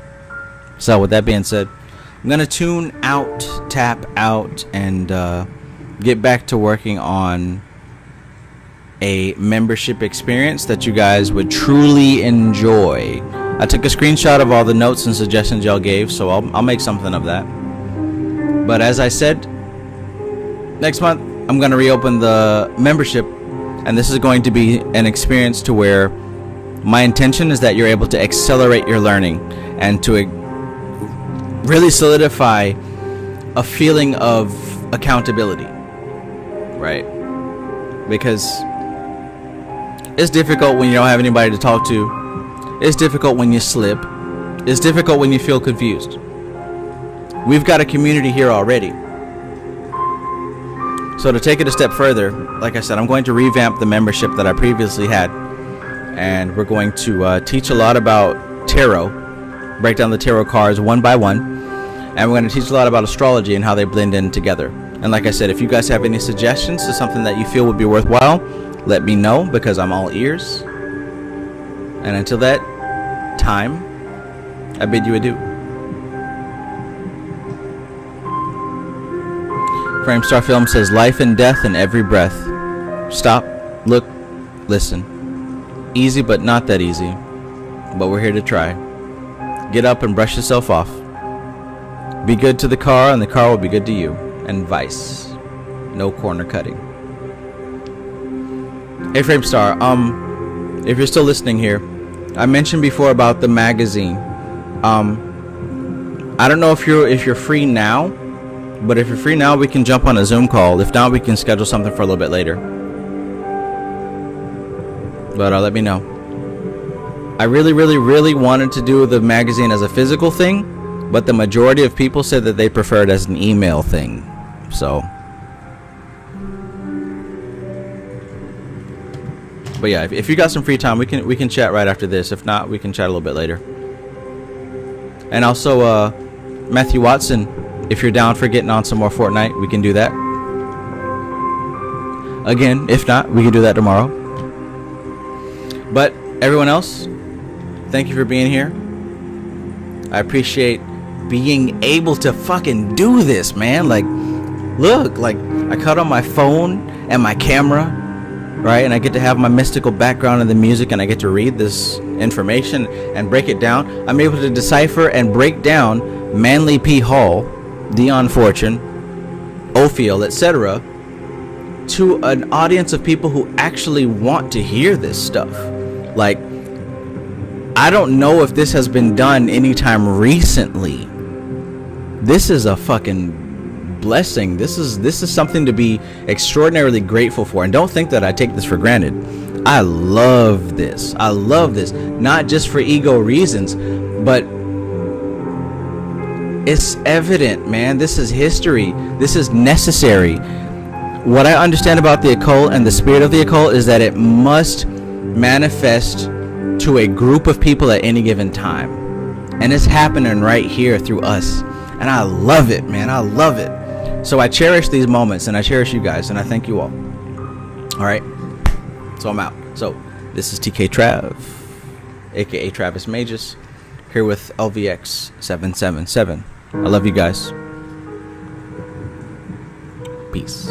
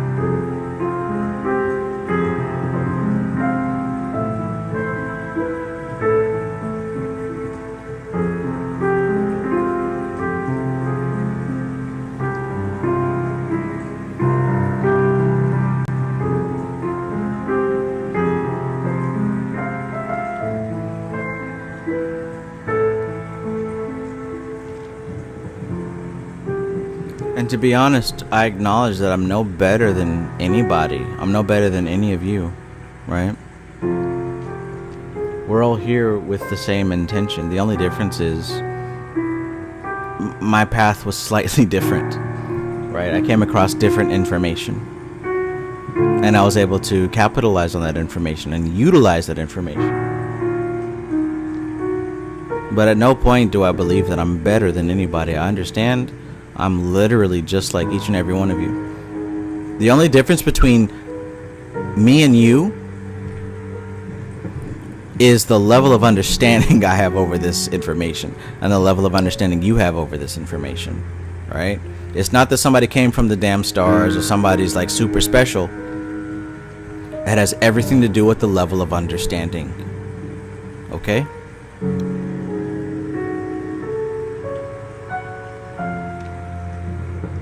All right. I love you, and I hope that you have a beautiful evening, because this is a beautiful life. And I'm not just saying that to sound good. Like, take the time to appreciate like everything you've been through, everything you've overcome, and where you are today, and where you're going. And if you really pay attention, you'll see that life is really working in your favor. Life is working to help you realize who you are. And when you see that for what it is, man, it's so beautiful. You can't be upset. You can't be depressed. You can't be mad. Life is my friend. Life ain't no bitch. Life is my friend.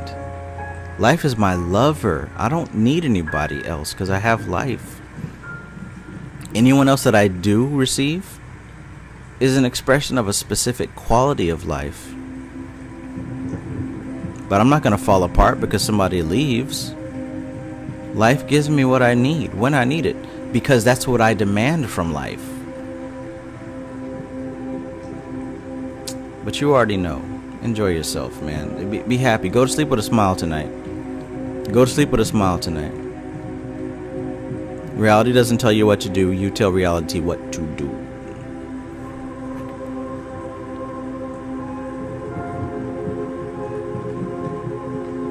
You're the greatest. You've always been the greatest.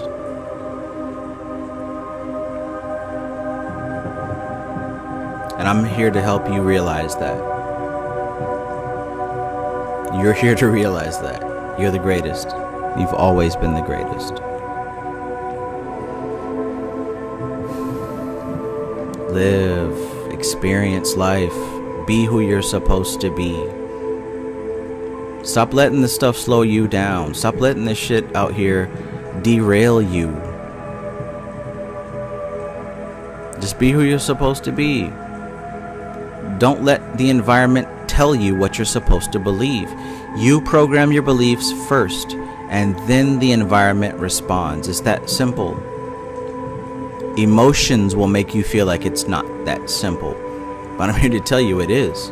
And anyone who's ever done great things was able to transcend their emotional influence.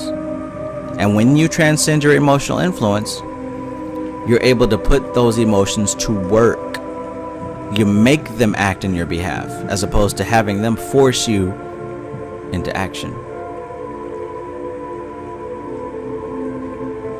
I've been there. I'm not talking from some place of a high horse or somebody who's out of touch. I've been there. I've been through this shit. Right? I've been through depression, suicidal thoughts. I've been through it. Man. And I'll admit, on a very small scale, it feels good. It feels comfortable. But where I am right now, I can't let it have the level of influence that it used to have. I just can't. It just don't make sense. And likewise, if you're still struggling or you're still working towards it, you're going to get to that point too. So it's not about fighting yourself. It's not about banishing yourself or running from yourself. Acknowledge what's there, but also acknowledge the authority that you as a soul has over the emotional body. Just like the soul has authority over the physical body. That's why I keep talking about these levels: physical, etheric, astral, mental.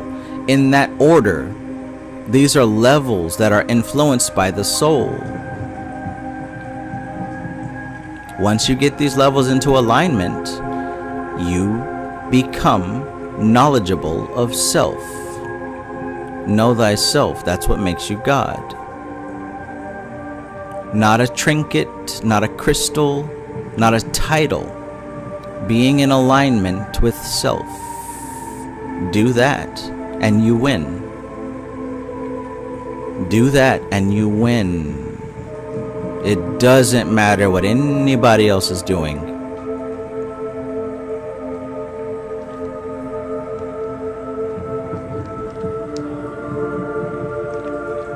Family, friends, anybody else.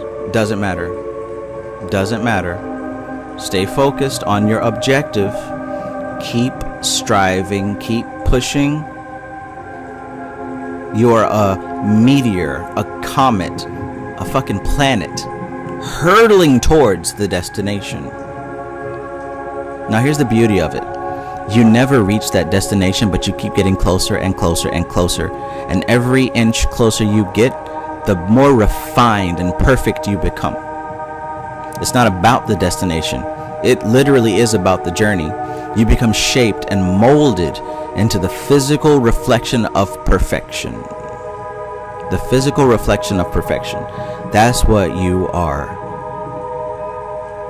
Body-wise, mind-wise, emotion-wise, imagination-wise, you're a reflection of perfection. Keep doing it. Keep going. In my reality, there are no mistakes, and I'm telling you that with full sincerity. Like, if I were to flip the camera around, you could look me in my eyes. I'm telling you, I do not believe in mistakes. Mistakes do not exist. Everything I do is a part of my development, and I urge you to adopt that belief. Everything you do is perfect. Now that doesn't mean deliberately go out and do something fucked up. That's different, because the intention is fucked up. But if the intention is focus on mastery and self-development, that means that everything you do is going to be masterful and developed. So keep going. Perfection is not a destination. Perfection is a practice, a process. You don't need feedback. You don't need somebody to tell you you're doing it right. You don't need that. All you need is the knowledge that you are doing it.